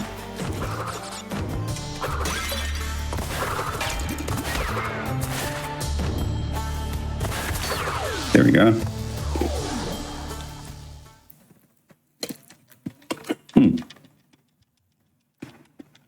Oh, damn. Second boss already. Nice. Kind of flying through the speedrun. Yeah. I mean, that's what you're supposed to do. Well, yeah. Well, yes.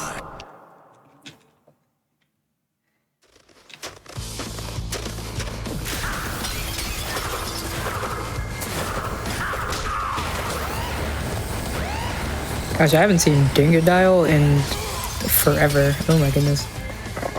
I remember when because I did a playthrough of Twinsanity.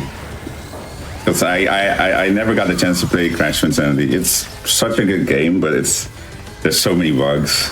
I saw also that the world record for any percent, I think, is under 10 minutes. That's how broken it is. But it's Twinsanity is a really that is a speedrun. Yeah, like with skips and everything and out of bounds stuff. Crazy. And there he goes. Nice. Yeah, I had Twinsanity on the show a few months ago. It's very broken, but the 100% run is really, really sick. Yeah. Okay. Onwards.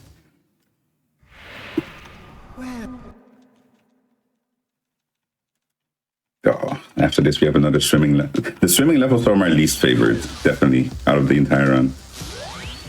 Like, the next level is one of the levels that actually where I've snowballed a few times. Like, I get grabbed by a shark and then all of a sudden I die like 5 times in a row. Everything, yeah. That checks out.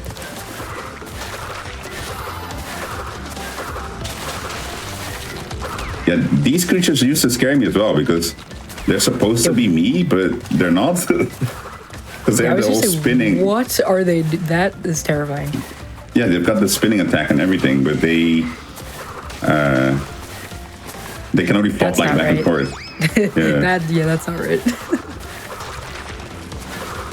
Oh, and that egg as well. That's one of my favorite characters, which is a baby T-Rex that you can ride. But sadly, he's slower than the hop slide, so I gotta leave him behind. Oop. Oh god. Oh, that nitro was out to get me. I saved though. Yeah, I got lucky. I've had that happen in Crash 4 as well, where I just get rocked by a jumping nitro. Because there's one skip where you go through, like it's you go through a ton of the level very quickly, and then you've got like a grind reel in the end with like nitros. And I've had it happen that one of the nitros jumped and actually took me out, and I had to do the entire level over. That's just how it goes sometimes. I do want to make a return to Crash 4 because that's like the first full game speedrun I did. Before that, I did some like on Sonic Origins. I did individual levels on Sonic 2, which is also funny because it's another second game. Because I think Sonic 2 was my first game that I ever played when I was little. And I even remember like when I got my PS1, I turned 4. I can remember me sitting in one of the rooms playing Sonic 2, and I wasn't allowed to enter the other room because they were trying to set up the PlayStation with all the cords and stuff, and I wasn't allowed to know yet.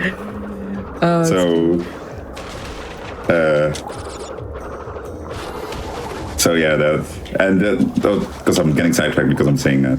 But yeah, I used to play Sonic 2. I used to speedrun Sonic 2, like just individual levels, because I didn't have a PC at the time, so I couldn't do full game runs. Oh, can I make this? Nope, sadly. Yeah, these sharks and these spinners. Oh god, the word. The eels are okay, I guess. You can just swim around them if you know where they are, but... Oh, go, Yeah, go. I can see why you don't like this stage. Yeah, it gets pretty hectic. Yeah. These puffer fish as well, and then you've got the sharks. Oh, nice, I got both of them at one shot. And then these nitros. Trying to... That's fine, because that's the end. There you go. Nice. I was gonna ask. I know you've got this game in Back to Black coming up, but after that, what other plans do you have speedrunning wise? I heard about something about like because I've been wanting to actually learn a Sonic game because I haven't actually ran a full game. Well, I would be lying kinda because I did just for jokes. I did Sonic Origins Story Mode, which is Sonic 1, 2, Sonic CD, and Sonic 3 and Knuckles back to back, but like not optimized. I just ran basically. I just try to get to the end of the levels as fast as possible. But yeah, I was watching the previous run, and I was like, I've actually never completed Sonic Adventure. Because I didn't own it when I was younger. I did start it once. I think I got pretty far as well. I was streaming it as well, but I never finished it. So I was like, maybe I could expand my horizon and try learning one of the Sonic Adventure games. That's my next... and besides that, I think some people have 100k points again, so I might have to learn a new game again as well. But I've learned, because when I learned Tomba, I learned that I do pick up games pretty quickly, apparently. Because I think to learn the entirety of Tomba, I think I took over a weekend. I think I took like 11 hours to figure out the entire route. Yeah, which is like the second half is still like, because you have like you teleport back and forth, and you've got like specific items that let you teleport.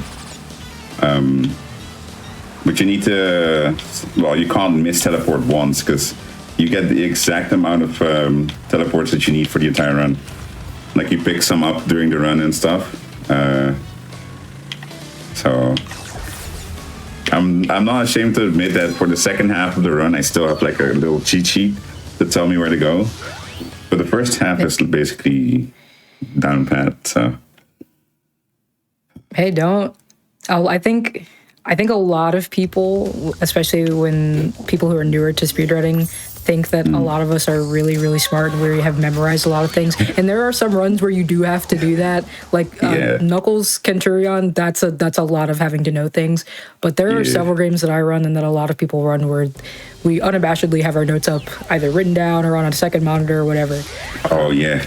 You know, whatever you got to do the run in the way you'd like to do it.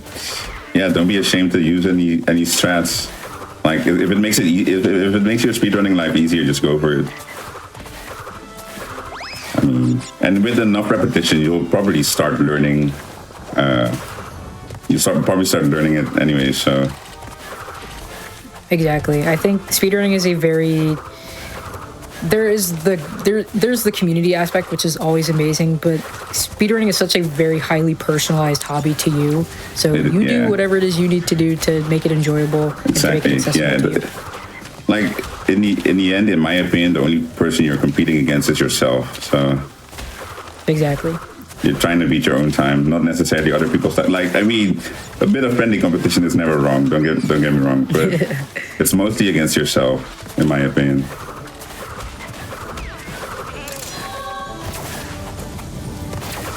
Yeah, I also was going to say, going for a Sonic run of any description is never a bad idea. The Sonic speedrunning community is so large with all the different games. It is so very, very games, accepting, and there are so many resources out there for pretty much any title.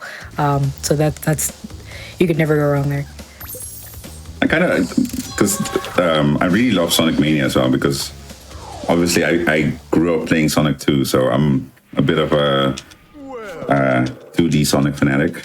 I'm not great at them, but I do love playing them. So thinking maybe I could learn. Maybe I could learn Sonic Mania as well. Just got to start, to be honest. Yeah, you could say that for, especially in speedrunning, the hardest thing to do sometimes is just to start doing it. Yeah. You get it easier with like multiple runs. And then once you're actually at a certain level, you can like implement skips and stuff as well. You don't have to learn everything at the very beginning. Because I was talking earlier about Crash 4, I still don't know all the skips. Oop. Waited a little bit too long, but that's fine. No. Oh, lucky. That's fine. That's the first test. So.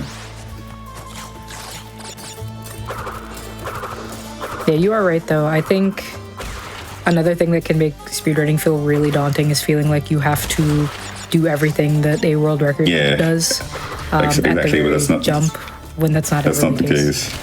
Yeah, I mean, world record didn't learn it from the get-go either, so... Exactly. Oh, that... I just like it when that happens, because that monkey, and when they're stuck like that, they can still take you out. Oh, it sucks. Okay. Oh, no. Dang it. This stage is hard. Like, whoa. Yeah. I tried to double jump there, but that's also the thing with this Crash compared to Crash 4. In Crash 4, you can double jump at any point in the jump, basically. Here, you have to do it a bit preemptively, because also it just doesn't come out, basically. Okay.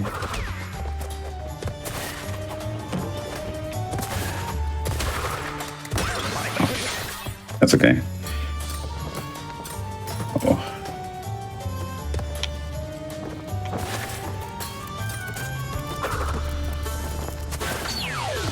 Okay, there we go. Nice. Wanted to wait for that nightmare stage to be over. Our chat here is kind of describing what the world would be like if Sonic didn't exist. I don't know how we got there, but sure. Damn. A lot less speedrunning, I think. Literally. Yeah, I think you're right. Because I think that's like the fact that I like the fact like with Sonic and his speed. I think that might be one of the reasons why I got into speedrunning as well. I used to be like, I mean, I'm fairly certain I'm not the only one that did that, but I used to, when I was little, I used to like be in the car, like when we were driving, and I would in my mind, I would be thinking that Sonic was running besides the car. No, I still do that, and I'm grown, so. Yeah, I remember doing that. I'm like, oh. Yeah, Sonic and Crash have changed a lot, like for me when I was like growing up.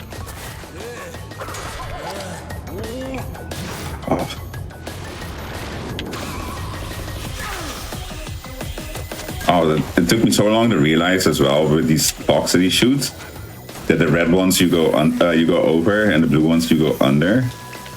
Because when I was little, I used to try to jump over the. You can still clear them with a double jump, I think, but I used to die a lot when I was little, just because I didn't realize how it worked. It's like amazing sometimes, especially I think it's really cool. There are a lot of speedrunners who use speedrunning as a way to kind of get kind of re-antiquated with games from their childhood and kind of explore them in a new way. But it's like crazy sometimes, like looking back on like a game that you played when you were a kid and being like, damn, I really didn't understand anything, actually. Yeah, so this is how it works. Oh, yeah, I just realized, because we can't do we got a power up from that, from entropy, which changes our spin. So now we've got like the death tornado, which means you can use it to like float through the air. But it also means I can't do the normal hop slide anymore, so I have to do a modified version.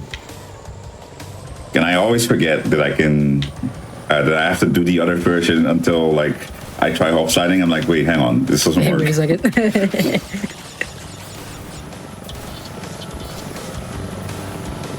Those pirate ships? Oh. There's in Crash 4, there's like a, because you've got different characters that you play as. You play as Tana as well at some point. And I think there was like the first level you play as Tana, there was a certain cannonball, the first one that gets shot. Like if you do the level normally and you get up to that point, the cannonball almost always fires as you get there. And it's taken me out so many times in speedruns until I learned there's a mini skip in which you basically skip that first cannonball. And I'm like, this makes my life so much easier. Because now I know I don't have to deal with like knowing if I'm going to get shot or not. Because yeah, I love skips like that. Yeah. Because what I saw something earlier about like Crash being very cycle heavy. That is definitely the case, especially in Crash 4. Like being off by a little bit could like mess up if you've got like the level memorized, like being off by a little bit or even dying because it makes the cycles just flat out weird in my opinion. Dang. It changes the entire level. It's kind of like some stats will not work if you. I was scared he was gonna get me there. I'm grabbing this checkpoint because, fun fact, I've skipped that checkpoint once, and then I hit the 2 bombs that I just drove past, and I'm like, oh no. Hey, I'm never skipping that again, actually. Yeah, I'm like, okay, I'm playing it safe. But what you were saying, I think that's one of the cool parts about speedrunning is having to like improvise, and that's like something you kind of have to, especially if you play games like that where missing something like once will mess up everything. That's like such a cool like skill to be able to have, is just be able to figure stuff out on the fly. Yeah, to adapt when stuff goes wrong, when it goes differently. Yeah, because it's not necessarily that it's going wrong, but sometimes you just miss something. Yeah. This level used to, when I was a kid, because it's basically the water level I was talking about. Because the water's on a cycle as well. Normally we aim to have triple mass here, so if you have triple mass, the water stays at the lowest level, and then you don't have to contend with like trying to beat the water rising before you get to the other side.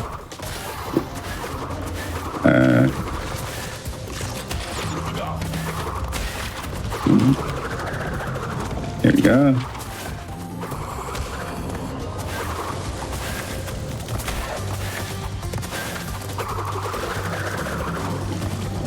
Okay. Oh. I actually tapped too many times, so I got the death spin instead of the death tornado instead of because I was trying to slide spin. And, ooh, am I gonna be able to make this? Yes. Nice. Oh, those enemies, they bounce you back as well if you just walk into them. So gonna have to wait here.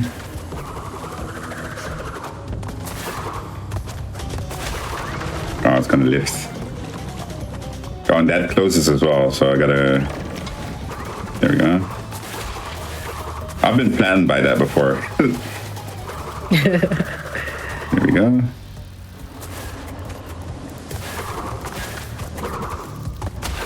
And there we go, that's the end of the level. Nice. Oh. Yeah, we're getting close to... I think we need to do, because after this it's already the final warp room. So wow, yeah, we're locked in. Yeah, we're doing good. few mishaps, but nothing too bad. I mean, this game is straightforward, but like it's a nice chill game to speedrun, in my opinion. To be honest, this has been a great one to watch. Since we were also talking about Crash and a couple other PlayStation mascots, I do quickly want to shout out if you've missed anything on GDQ Hotfix, whether it be mainline or even the Oops All PlayStation mascots that we just had on the channel, you can find those on youtube.com/gamesdonequick. If you're watching this on YouTube, please consider liking, subscribing, and becoming a channel member to support GDQ. We always have a lot of really cool shows like this one, and show off a lot of really cool games like this one.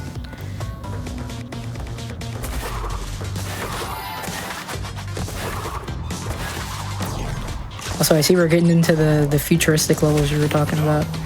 Yeah, it's kind of weird how, because I think there's only two. Well, there's three if you count. There was a level added in the Insane Trilogy as DLC, which is also a futuristic level. But there's only two, and this is the first one. The next one is in the last warp room. So.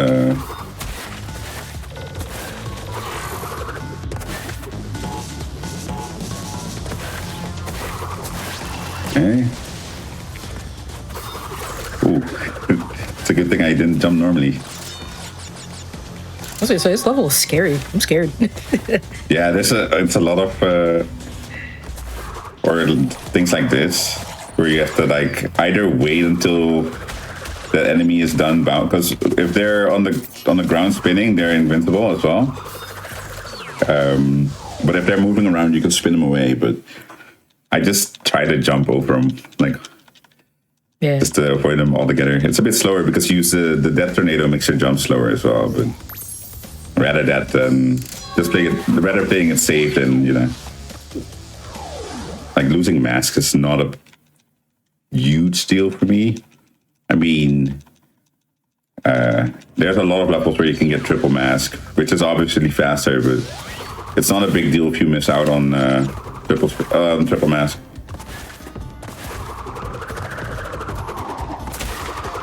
Yeah, and this is the other version of Pop Slide there is with the death tornado. Where'd you get a flamethrower from? What? In Egypt. Hey, I don't think they had this. I mean, they are high tech still, so. And this guy just has a lever. You can pull and that's it. Ooh.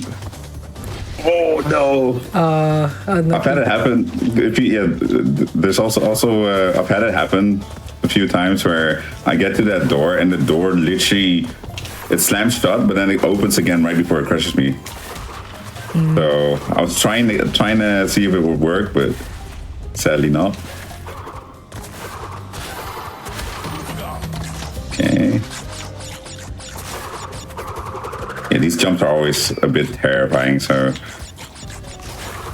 I'd rather wait a little bit longer to know I'll clear it, because I've also fallen in there more times than I can count.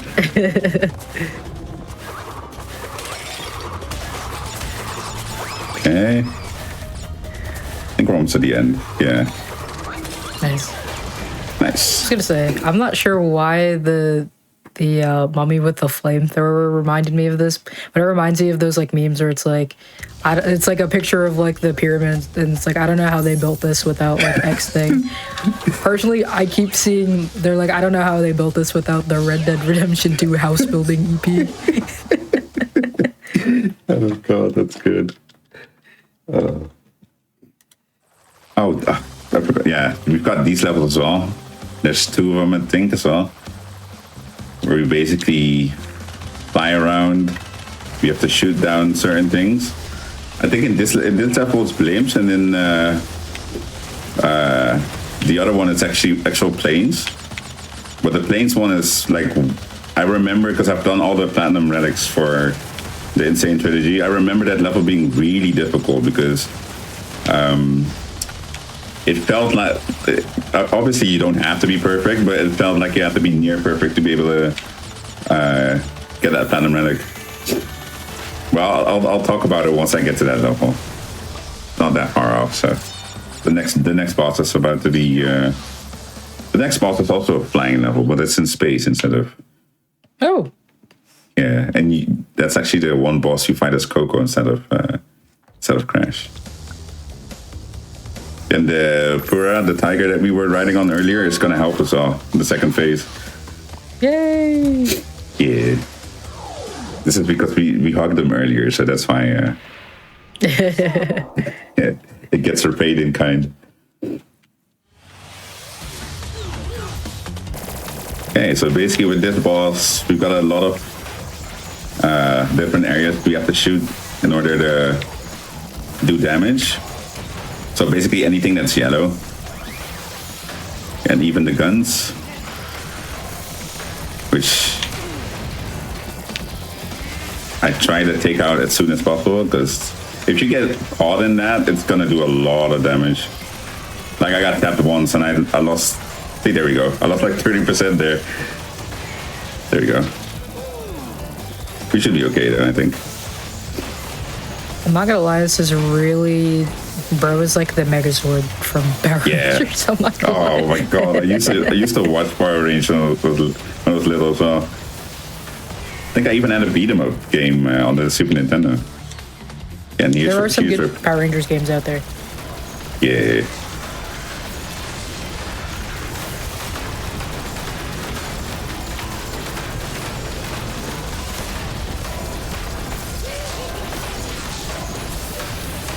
I don't like the way this is configured. I don't know why, but I don't like that. I used to love this boss fight when I was little. Like, so much was happening at once as well.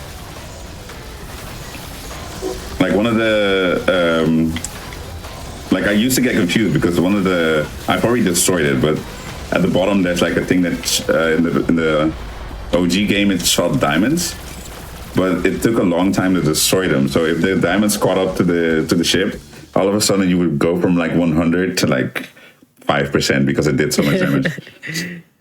I'm like, wow, how did I lose my health? Never realizing it was that. So just like before. Okay, on to the last warp room. We're almost there. Let's go. I think we start off with the other flying level. So. All right, here we go. Good luck.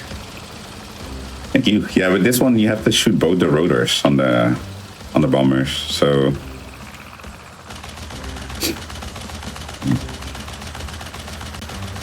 it's kind of, because that, I think that's like the max range where I can hit him as well. So it's kind of. Yeah, I see. That kind of sucks, actually. Yeah. Yeah. I've had it happen as well with the time trial that I bump into one while trying to destroy it, and all of a sudden it's like, where am I going? Because it kind of you have to do a full 180 to like. Oh, it might happen here actually. Oh no, I got it. There we go. Because also you have to turn around to get it back into your sights. But I got lucky there. I just started right before, and these two. Luckily, they're close together. Gonna go for this one first. Also, sometimes it feels like you can hit them, and then you can't hit them for some reason. And then you just don't, yeah. Yeah. There we go. Nice. Thank you. I think then we've got another one of those Arabic levels, the ones with the carpets where I died a few times. Also, one of the level, I think that level is. If the other level was okay, but that one is terrible in my opinion. Yeah. But it doesn't help that it's at the end of the run, so because you know how it goes. Sometimes you'll just lose time at the very end. Yeah. I mean, it motivates me to like try again, obviously, but it's heartbreak sometimes. Also, because I did that run where I was like 4 minutes ahead, I was like, okay, I've done this before, so I can do it again, even though it went wrong. That's also something that I like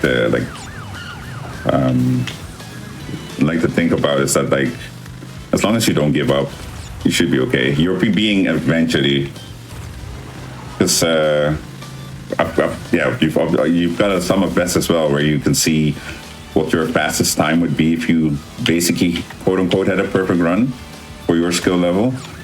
Yeah. So as long as there's a gap between your time and that, you can keep running, because there's still some time saved to be had. You just get closer every so often. Hopefully more often than not, but yeah, I think even when you're on runs that, I think there's always value in continuing runs that are not on a PB place, just because having that like kind of practice is always really, really valuable, especially if we always tend to, as speedrunners, we just naturally tend to play the beginning of a game or the beginning of a run more often than the middle. Or the end. Exactly. Yeah, that's exactly. Yeah. So I think it's always worth it, even if the time might not be the outcome you want. It's always worth it to kind of have that practice. Yeah, I've had it with Crash 4 a lot, where but that was when I just started speedrunning, and like in the beginning with speedruns, I always improve like quite quickly, and then at a certain point I have to get I know that I have to get better to still improve.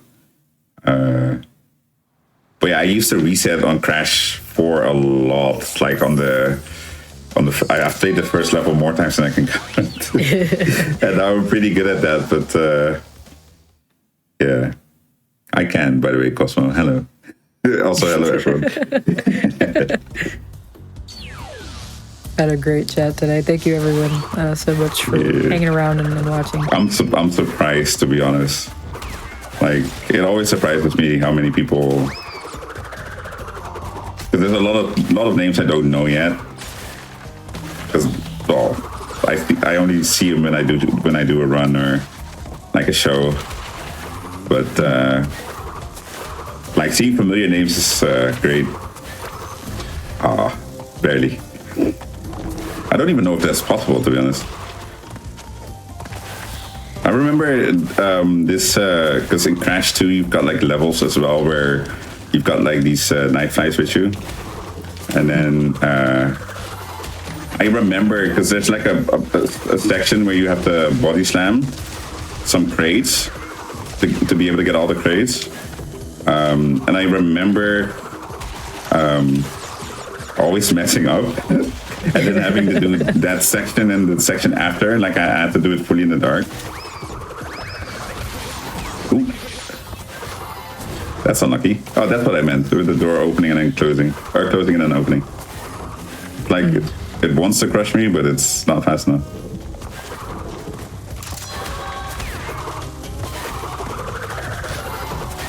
To go back to your earlier point, one thing I love about Hotfix and just generally having events that aren't mainline on the GDQ channel is you get to be exposed to a whole bunch of communities and people in the speedrunning scene at large, and getting to expose something that you enjoy doing and that you run with a whole bunch of other people, which I think is always awesome.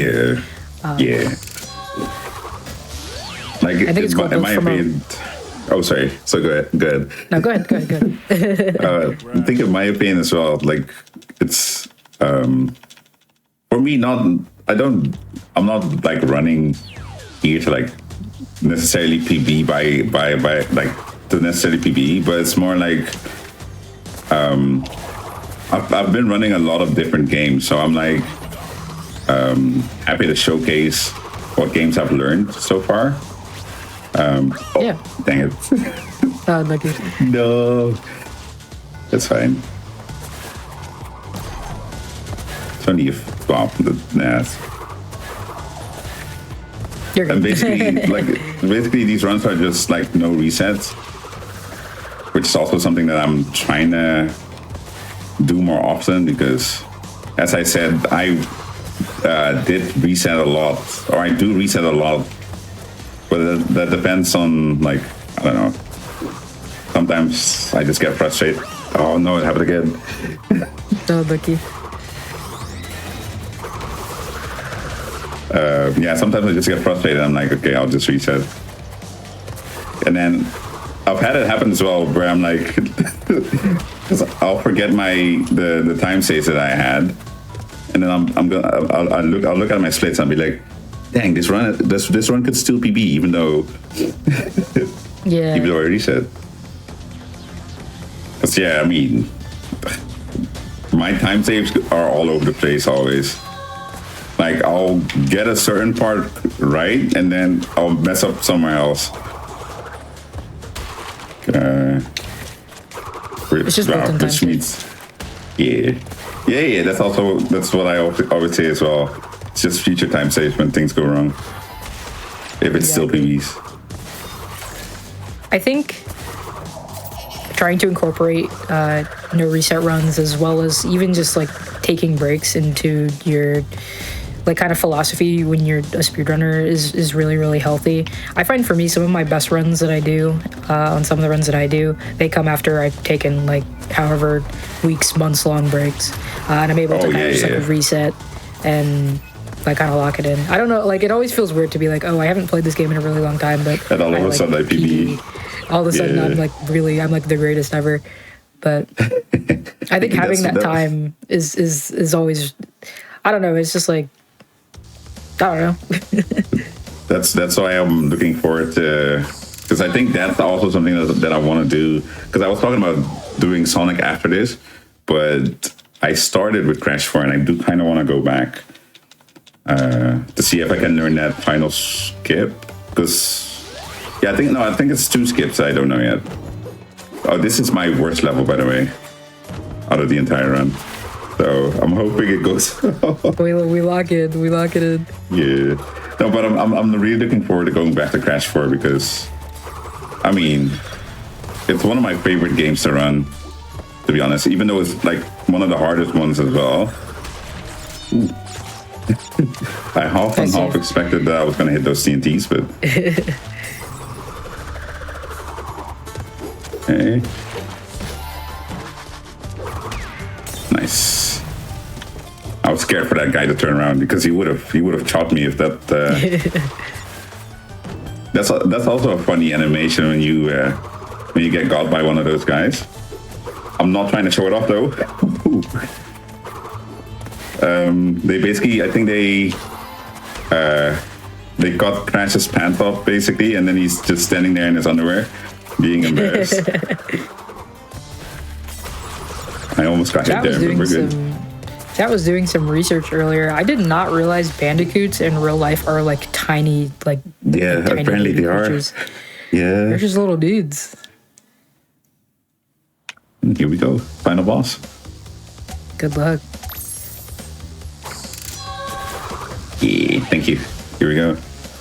Yeah, this boss, it's basically just waiting, but yeah, I've had it that. I think I actually clipped it as well, where he's gonna drop some mines right before you can actually hit him because he's got this force field before that. And I knock him off the hoverboard, and I'm about to spin him, and then I'm tip range on one of the mines, and the mine just explodes and gets me. So, but I've learned that if you stay far away, you should throw the mines a bit further, hopefully. Yeah, see? Because I had all the mines were like in the back, because I was standing in front so I could hit him instantly as soon as the shield lowered. And because you can even spin him into the mines, I think. And even the mines like knock him away as well, because I've had it where I almost knock him into the hole and then he just gets knocked back by one of the mines. Oh, time is, by the way, when he drops a power up at the very end, and then a portal will spawn, and then as soon as I enter the portal, that will be time on the third hit. Oh, see, that's like an unlucky placement for a mine. Okay.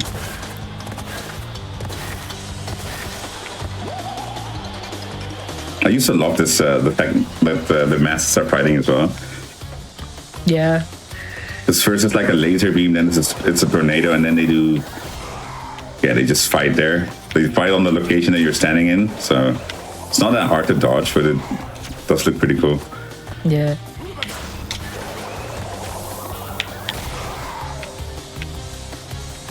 Okay.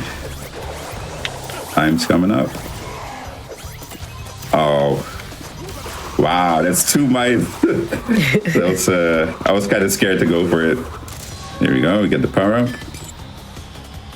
And then time. There we go. GG's. Yeah. That was a great time. There you go. Yeah. Like my PB is obvious because I PB'd I think 2 weeks ago or last week. So my PB is almost sub 50 because I think my PB is 50-22. Yeah. But no, that's a really good run. By all means, it was still a good run. A few deaths, but like I had fun. That's the most important thing. So. Yeah, this is a very, very fun showcase. Thank you so much for doing this run. Yeah, thank you for having me yet again. Really appreciate it. It's been great so far. So. Yeah, glad to have you on. Before you go, first off, where can the people find you if they'd like to see you on your own channels or socials? Shin Dark Shadow everywhere I am to be found, which is Instagram, TikTok, YouTube, and Twitch, of course. I tend to stream Wednesday, Thursday, Friday at 7 p.m. European time, so that might be either noon or 1 p.m. for the Americans here. Yeah, that's basically it. So if you ever want to watch a ball that's on YouTube, I upload clips of the streams to TikTok and Instagram, and yeah, that's about it. That's awesome. All I have. Well, thank you, Shin, so much for doing that run of Crash 3. Really appreciate it. I'm gonna let you go because I know you are European and it is late there, so I'd like you to get. Oh yeah, it's fine. It's fine. I'm gonna be watching the last run as well. Either way, so got a day off tomorrow, awesome. So I'm good. Well, with that, I just want to thank. Hey, Hotfix Nation, and welcome back to this episode of Hidden Heroes. This is, of course, the Hotfix show where we showcase speedrunners who are part of marginalized communities and the games that they're passionate about and they want to show off. We are going to go ahead and get ready for our last run of the night. This is, of course, this has been the preview show for Back to Black 2026, which kicks off next week on February 5th, which we are also very excited for. This next runner and comms duo are no stranger to this community and have been on the channel many times, although I feel like their roles should be switched around or something like that. But anyway, here's Champ Rule with The Legend of Zelda, A Link to the Past Master Sword %. Good luck, have fun, and don't burn down this kitchen or whatever. You go take it away, whatever. Oh no, yeah, this is the new plate up run. It's called Legend of Zelda Link to the Past Master Sword %. Clearly my name is Mocha Jones 10 and not Champ Rule. If you were watching Speeding Through the Holidays, I was comms for Mocha for this run, and now we've switched it up. And this is also what I'm going to be running for Back to Black. It's Master Sword %, which basically just means you are ending your time once you grab the Master Sword from the pedestal. I have a lovely file name here. Welcome back to Black. Mocha, if you want to introduce, and then I'll have you give a countdown. Yeah, hey, I'm Mocha Jones 10. As Champ said, I ran this randomizer for Speeding Through the Holidays. I'm familiar with this game, know where all the item locations are, but Champ's not going to be opening all those chests. He's going to be going as quickly as he can to get that Master Sword. So, hey, Champ, how you feeling? You feel like cooking tonight? Oh, no. My legacy. Where's my chef hat? But yeah, basically what Mocha said. The time starts basically when you do the file select. So whoever wants to give me a countdown, I'll hit the file select when you say go. All right. I got this. I got it. So let's do this in 3, 2, 1. Let's jam. Okay, That's well, it. those weren't exactly the words. Well, it was close enough. Oh goodness. But yeah, I like this category because it's nice. It's a nice shorter category compared to like any percent, no major glitches. So it's a lot less to learn, but I will say that in the future, I am wanting to learn any percent. I will not be doing randomizers like Mocha because my brain hurts with those. But any percent is just fine. The beginning of it. Chest. Say what? You missed the chest. Oh, did I? That could have been the master sword right there. Oh well, no. Imagine. Dude. Oh wait, this is vanilla, not randomized. It is vanilla. Yeah, everything. The chests are exactly where they're supposed to be. Which I guess if you've played this game casually, a lot of people would be like, "Oh, well, you still forgot a chest there. It's a lamp." I don't want it yet. I'll get it later. So here's your uncle, who says that Zelda is your ... I still don't know what it is. I believe he said sister, but I'm not going to start that controversy right now, except I kind of just did. Right. Okay. Right. Right. Okay. He passes out conveniently after he says that. So like, what does he actually say? And yes, passes out is what I'm going to say there. Because he totally passes out. Yeah. So This run is awesome. I mean, it's a family-friendly Nintendo game, so like that's all that happened. He was just having a conversation. He's fine. Oh, you know what he is, isn't he? I always think he died like the soldier in Ocarina. No, because that's terrifying, actually. It is. It really is. Like, why did they put that in there? No, he's totally fine. He's in the credits. He wakes up in his own bed. He's fine. Okay. But yeah, so far, basically just normal, like the stuff I would even do in casual runs, as far as just like, you know, aside from the lamp. I definitely would have got the lamp already. As Mocha knows, when it comes to these games, I am afraid of the dark. I need to see. And the lamp is definitely helpful, but we'll still, okay, thanks, dude. We'll still have it in a second, just not right now. Not Also, yet. we're getting some confirmations from chat. Canonically, and according to an issue of Nintendo Power, the uncle does live. Yeah. You're over here joking, and he is just taking a nap. He was taking a nap. Why did he do that? Actually, like, why? Finish your sentence.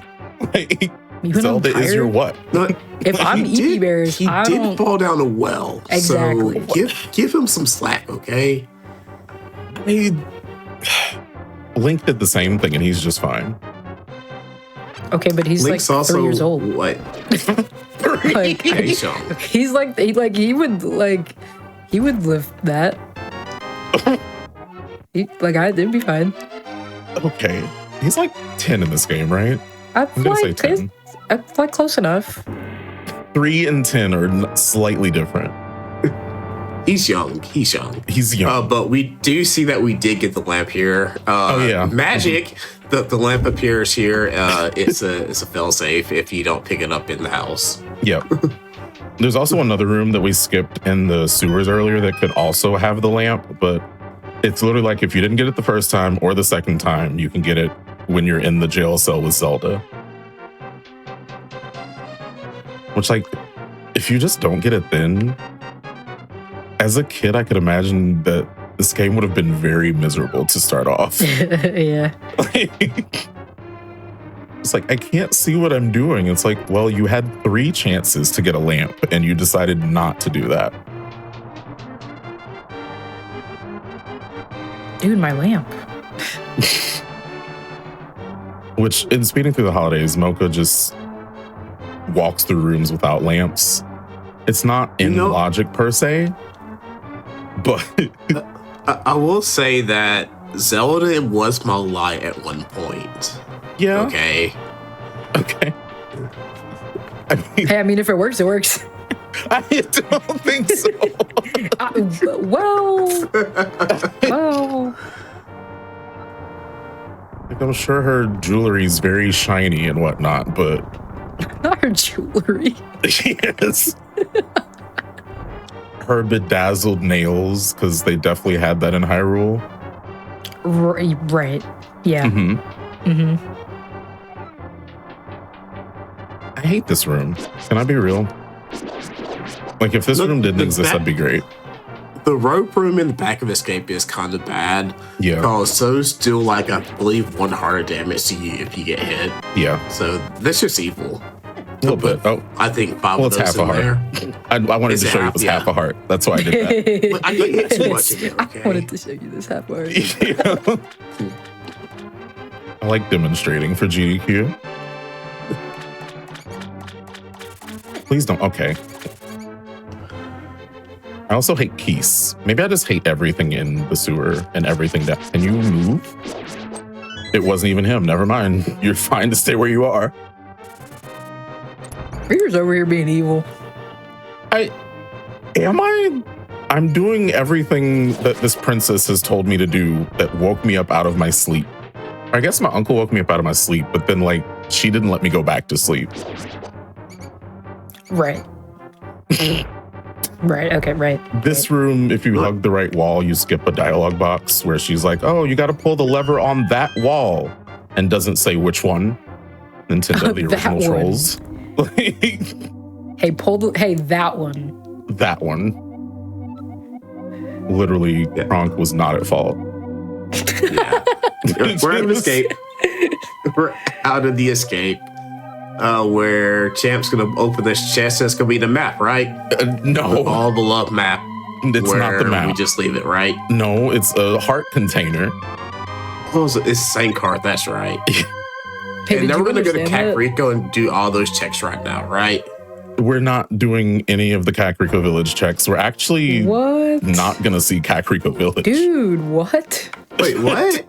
Dude, There's like so many checks in Kakariko Village. Why Yeah, are we there not going are. there? you kidding me? Well, I don't need any of that stuff for Master Sword %. What? Oh, okay. Yeah, So, it's trippy because I've been doing practice runs for this for a while now. And then one day I was just bored and I'm like, I'm just going to do a casual run too. Like, let me just actually finish the game. And I was going through Tower of Hera and did all that stuff and skipped the Moon Pearl and then killed Aghanim. And then I'm like, well, why am I still a bunny rabbit? And it's like, because you didn't do all the things you're supposed to do normally, which is funny about Master Sword %. There's so much that you skip that it's just like, you don't need that. But like, otherwise you definitely really need it. I really like that sentence out of context. Well, why am I still a bunny rabbit? Why am I still... Why? yeah. What? Master Sword %'s like one of the few categories you actually do skip Moon Pearl in, which Yeah. is, I think, great. It's not that bad to get it. Yeah, but you don't want to fall. You don't have bombs and bomb jump, so you're fine. Just skip it. That's true. That would be an extra trick to learn. Speaking of things to learn, this room, if you're wearing headphones that actually work, you can listen and hear where the balls are coming from. My right headphone has been muffled for like 2 months, so that would not be advised. So I just kind of brute force my way through. It works. Right. I have no further comments on that. This room is just such a funny room, honestly. There's supposed to be 4 Stalfos in that room, but if you throw the pots in that specific direction, it kind of just breaks the room and they're like, Stalfos, I don't know what that is. You're good. There's nothing else here. You can go. Yes, I love that abuse, especially in randomizer and speedruns in general, just because we love going fast and we don't want to So fight every enemy in every room. So true. Like this, I'm never gonna kill that guy. But like I stun him, he stays stunned while I'm in this room. And then I just walk through him because he's still stunned. And apparently I hit the button on the way too.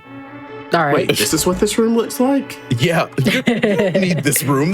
Well, I guess you don't need that room. Oh my gosh, yeah. There's no checks in there. But I did it in the dark.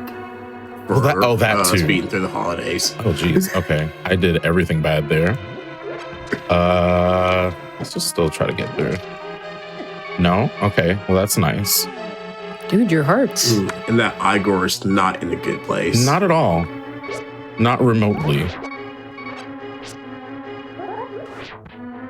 Can you get back here?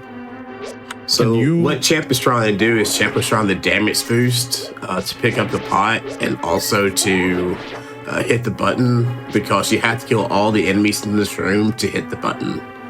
And so Champ was trying to damage boost through all of that.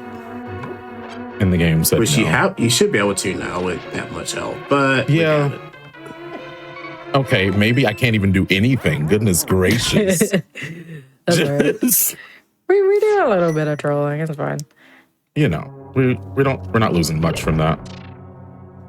It's a little bit of a walk back, but not fully having to do everything.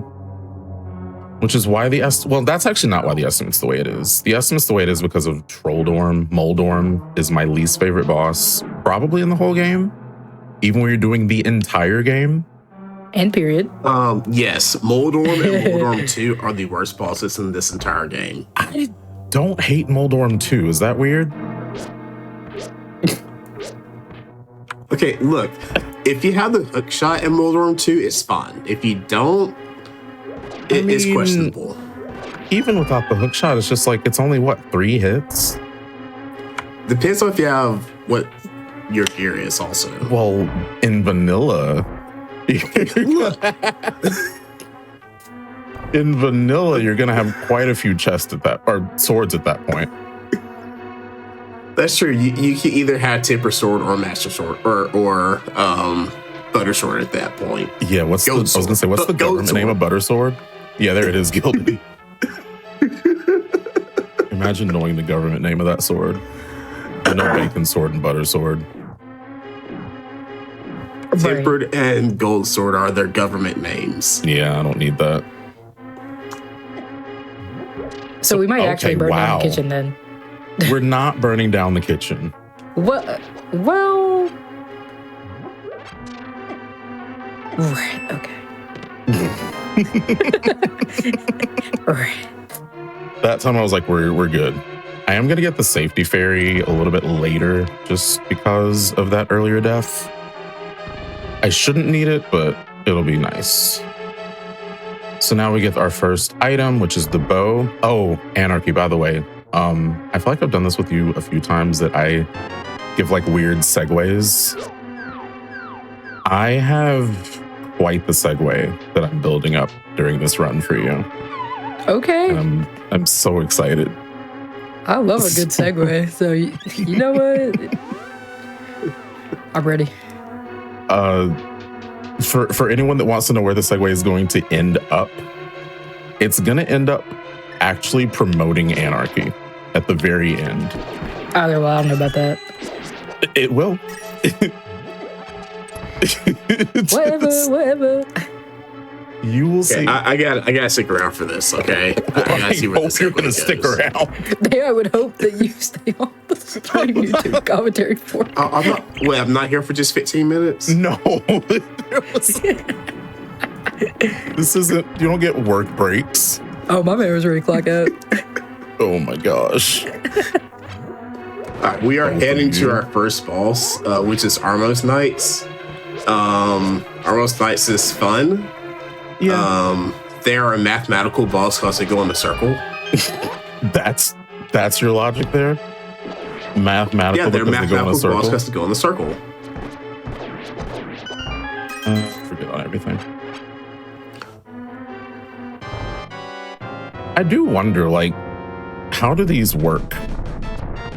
Like, what kind of power Magic. does Ganon have? To where he's like, I'm gonna put a room with 6 statues, and they're gonna just stomp on you. And apparently go in a very different pattern than what I'm used to, but okay. Hello? Okay. I am not dealing with you. See, this boss is all circles and lines. It's a math boss. It's a math boss. Yeah. Okay, so I guess I'd start the first. I didn't figure out when I start the segue, now that I think about it. No, not yet. So, actually, no. All right, so we got our first pendant. You go, yeah. No, you say that, and then I'll do the segue. It's fine. It's a pendant of courage. We have to collect 3 pendants in order to pull the Master Sword from the pedestal.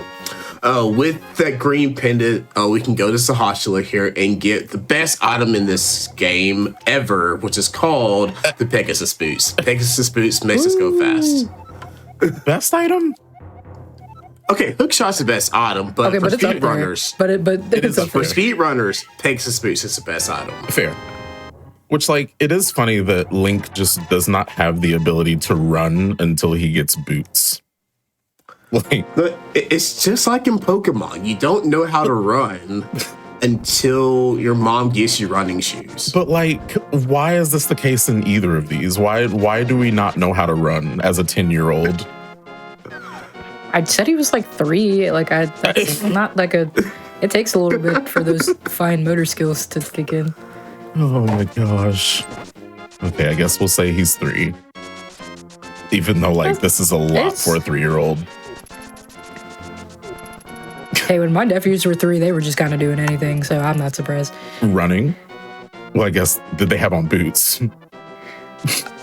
Well, I don't know. They like to put their shoes on the wrong feet, so.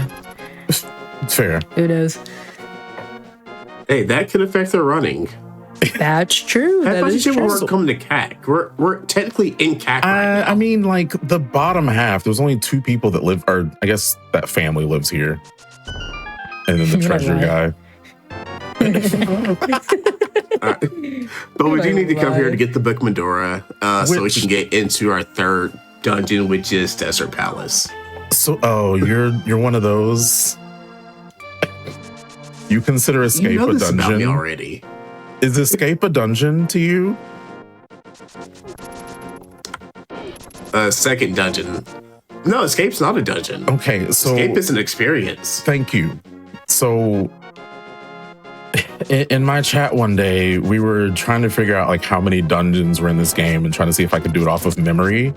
And I counted however many dungeons it was, and they were like, "No, you forgot one."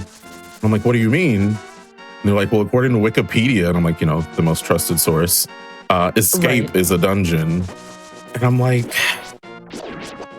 I see what they're trying to say there. Like, it has a map and a compass and an item. Who's the boss of escape? The big thing that you and Zelda have to push at the end. The big thing. The big thing. Yep. Literally, that's the boss. So terrifying we didn't even want to name it. You know what? With that logic, I guess you could say that because it's connected, that Sanctuary is also a dungeon. Well, that's the end of the dungeon. That's when you get your heart container. Keep in mind, I don't want it to be a dungeon. Escape is not a dungeon. Okay, great. No, it's an experience. So, Anarchy, if people did want to, for some reason, listen to that bit over again when this is done, maybe in the future, how could that happen?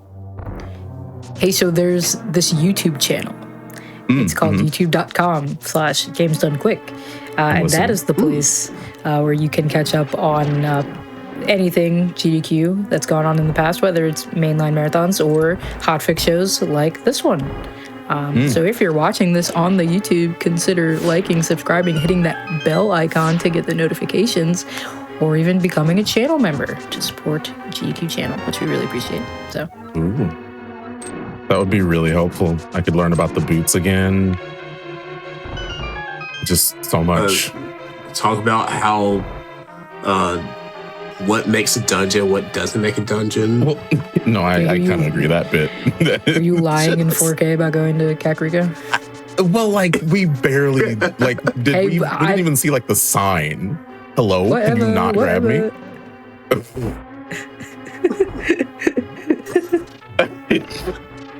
Whatever. So speaking of more fashion, I didn't really say that, but we have boots and gloves because we can't run without boots and we can't lift things without gloves. So okay, to be fair, okay, some of the things that Link can pick up now are like huge. Some of them, okay, but so like he needs those power gloves. He's locked in. Why is it a glove that makes that happen for me though? I don't know. Maybe he just need a better experience in the game and just need to I don't know. Okay. Also, fun fact, because I did design a sprite for randomizer. Each glove upgrade changes his hands. What? So right now, Link's hands are gray. Whenever he gets he upgrades goes to his glove upgrade, it goes to gold. Huh. The things you learn. The things you learn. Please don't.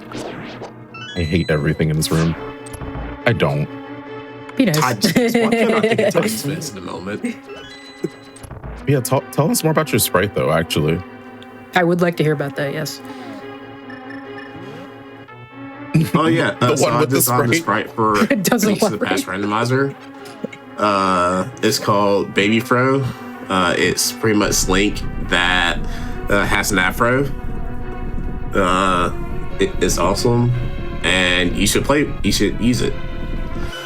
When you're playing I can't randomizer, confirm. and make sure you use your lamp so that you can still see the sprite in the dark rooms.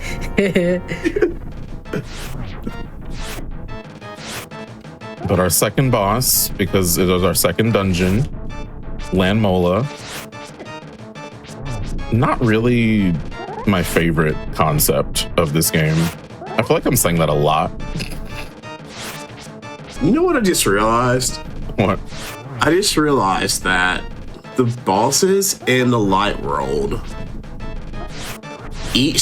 so we start with 6, then we go to 3, then we go to 1.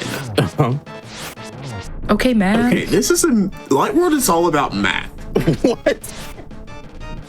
What math are you Because making they're all by that? factors of 6. Okay. What? I invited a teacher to my commentary here. I have no idea what's happening.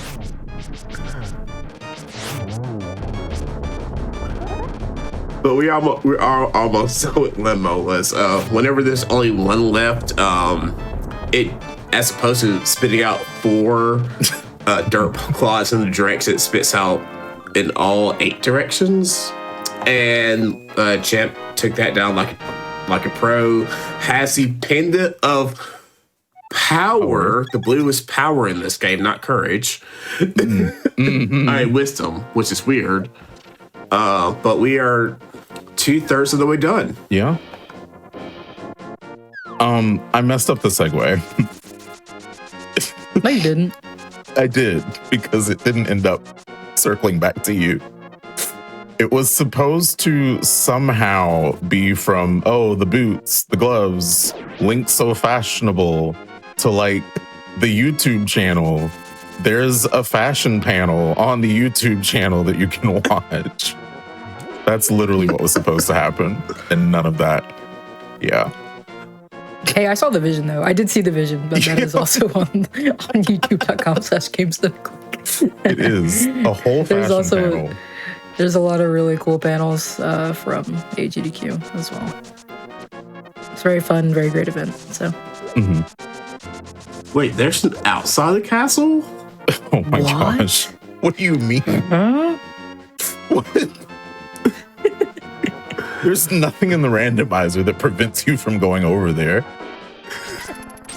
All right, so we're getting ready to head up Death Mountain to go to Tower of Hera, which is the last dungeon of this game category. This is usually where we get Moon Pearl, but because this is Master Sword %, we are not getting Moon Pearl in there. Also, Link could not pick up that big rock without power gloves. Without gloves. Like, gloves made him able to do that. I mean, if you go to the gym, you'll see the gloves, like the straps you can get, the gloves, the belts, they like kind of help. That's not for just aesthetic. That's true, but like, it's a 3-year-old. Okay. Hey, your point. I just want to point this out that he is also leading an old man through a cave right now. Yeah. So he's a good Samaritan right now. That's true. Even though he's 3 years old. It's the kindest 3-year-old ever. I don't know about that. I mean, he is saving the world. I guess he's nice. Exactly. I thought that rock was going to hit me. I'm going to talk to him for safety anyway. Baby rage is real. Oh my gosh. Yeah, this run is awesome. All right, so we have the magic mirror now. We can see ourselves. Look at the fashion. But not only that, it serves as a conduit between the light world and the dark world. So if we are in the dark world, it will transport us back to the light world. Why do we need that right now, champ? Well, because in order to get to the Tower of Hera, for some reason, the infrastructure of this mountain does not allow us to do so without going to the dark world. So it's so convenient that that man had a mirror, because otherwise Zelda would never be saved. Wow. And now we're a You learn bunny. something every day. Hey, why am I still a bunny rabbit? Might need to be on a shirt. That's pretty good. Oh my gosh. Hey, you didn't see if there is like another sword on that tablet over there. You're so right. I also skipped that wrong item. I also skipped that piece of heart. No, you don't need it. Because exactly. It's the only one we're ever gonna see. It's like, why do we need to worry about it? All right, so we're in Question. Tower Hera. About One of that. my favorite dungeons, actually, as a speedrunner. Really? Randomizer speedrunner, by the way, not Right. vanilla speedrunner. Can someone count the number of times fun we've things you do in identified? randomizer that you can't do in vanilla, such as Herapod. But like, why did it take us 3 dungeons to actually give them a name? The first one's Eastern Palace because it's on the east of the map. The second one's Desert Palace because it's in the desert. And then all of a sudden we get Tower of Hera. Hey, just be Hey. glad they didn't call it Death Mountain Palace. They could have probably did wanted that. to. The character limit probably got in their way, and so they're like, okay, what do we do instead? Also, fun property of the mirror, which Champ is about to show off. I was debating it. I was gonna Totally death good. for it. No, it's that it will take you to the start of the dungeon. Hey.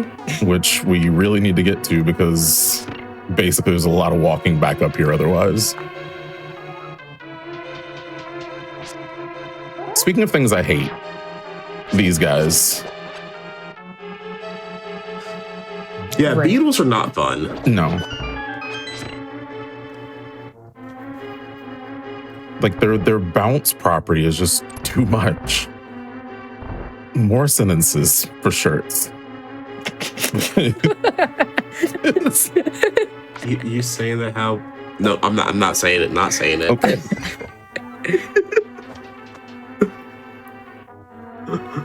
It is though. Why did I not throw the pot?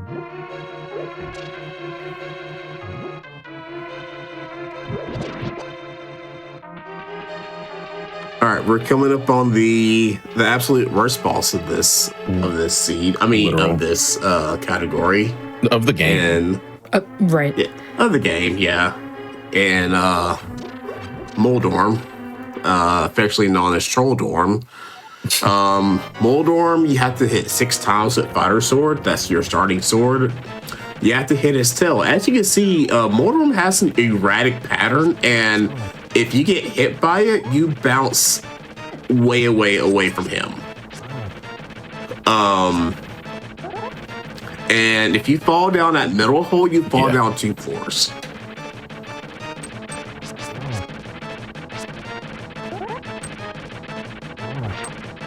Okay. And after the 5th hit, he speeds up, which is so fun. So he's on last hit right now. You're joking. Lock it in, lock it in. You're joking. Lock it in, lock it in. Oh my gosh. Oh. And this is why we call him Trollhorn. Seriously. Honestly, I don't trust him. Okay, apparently I should have trusted him. I was gonna say, these beetles don't trust you either. Like, why do they exist?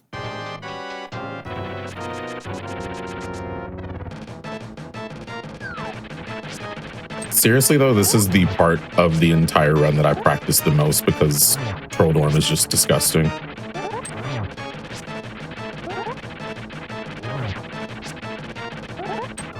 Yeah, and the last hit was kind of diabolical. Stay away from that middle hole. You're scaring me bad. All right, Trolldorm's down. Trolldorm is down. You were definitely the only one scared. I was so calm right. and collected. Yep. Mm-hmm. No, you were locked in. Yeah, with my boots, my gloves, and my mirror. Link is a gym bro. Ooh, so fancy. Now we have all 3 pendants. We now have the pendant of wisdom, which is red. I don't know why. Nintendo, they fix it in the rest of the games. I don't know why You they say decided to make fix it. them. This was the first game that had the colors, isn't it? Okay. No one needs to know that. Okay. But now we're going to the Master Sword pedestal. We're taking this path down, going to go in the Lost Woods and collect that prize, and that'd be the run. Yeah. So, Champ, I'm going to pass it back to you, and this has been a good run, man. Yeah. Aside from Trolldorm trolling, but like literally just its job. Yeah. I mean, It's actually so terrible. But yeah, like Mocha said, as soon as I touch the Master Sword pedestal, that's basically when time is. So now we just kind of chill through this very foggy forest. I don't know what's going on in here, but they need to fix it. We're also skipping this mushroom. We don't need it for Master Sword %. It's really cool for the rest of the game. They could do some really cool, fun glitches with it. Yeah, we don't need those. We just need to walk through all those animals and time. GG's. GG. Okay, nice. It's lost because you can't see. So true. So true. But yeah, that is Master Sword %. I've been wearing a very nice shirt that is actually reminiscent of everything going on today, which Anarchy, thank you for having us on the show today for Back to Black. This shirt was first available at Back to Black last year, linked to the Flash. It's absolutely amazing. And so I was like, you know what? If I'm doing Zelda and doing the preview run, I might as well wear this shirt. I'm Champrul. I do Plate Up. You've probably seen me play Plate Up on this channel at some point. If you've ever seen me on this channel, I was gonna say I'm gonna be playing Plate Up for Back to Black. That's not true. I'm doing this for Back to Black. And I'm also going to be doing some hosting and just a lot of fun stuff for Back to Black. And it is an awesome community with Black in a Flash to be a part of. It is how I know Mocha. It is how I know Anarchy. And aside from that, I stream weekends. I do game shows. I keep forgetting to say that. But yeah. Mocha, tell us about you. I'm not hosting. Sorry. Mocha Jones. What? It sounded like I was hosting it.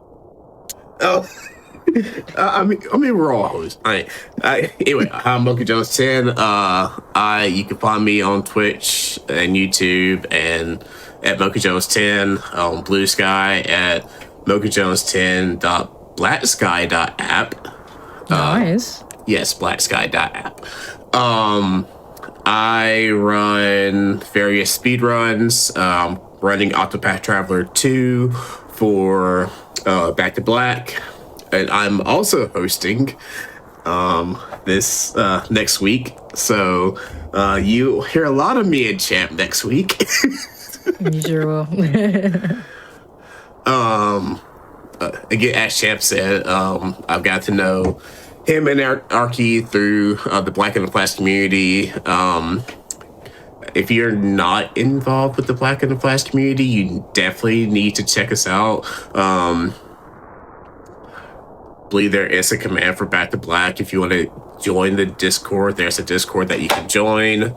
And look at me getting in the host mode as well. I mean, if you're going to do that, we're still accepting prizes until January 30th for Back to Black. Well, there you have it.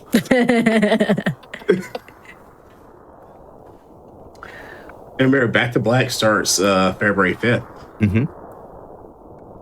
5th through the 8th. So that's right. Benefit Race Forward. Well, there you go. You've heard it there. I don't even have to do my job anymore. Thank you so much, Champ and Mocha. That was a really great run. I always love cutting up with you both. And like you both said, I'm so glad to have met you through Black and the Flash. It's a really, really great community. But with that, we are going to go ahead and wrap up this episode of Hidden Heroes for tonight. Like we said, this has been the preview episode for Back to Black 2026. So if you have enjoyed the things you've seen, the runners you've seen, and just all the energy, it's been really, really great. Make sure you tune in from February 5th through the 8th to watch Back to Black 2026. It'll be a 4-day speedrun marathon for charity featuring exclusively Black speedrunners benefiting Race Forward. You can use !schedule in Twitch chat to check out the event or visit gdq.gg/BAF. If you go to that link as well, you can also find out more about Black and the Flash. And if you qualify for the community, we would love to have you. It's a great place to be, and I love supporting and uplifting fellow Black speedrunners. But with that, this is going to be the last episode of Hidden Heroes for a little bit. I'm going to be taking a bit of a break during the month of February. So don't worry if you don't see Hidden Heroes on the schedule for a little bit. We will be back in March. But I will miss you all until then. But with that, remember, my friends, you are all great and you are all heroes. This is going to be good night for me, but make sure you stick around on the channel for more awesome runs and runners on Express Lane after the break. Good night, everybody.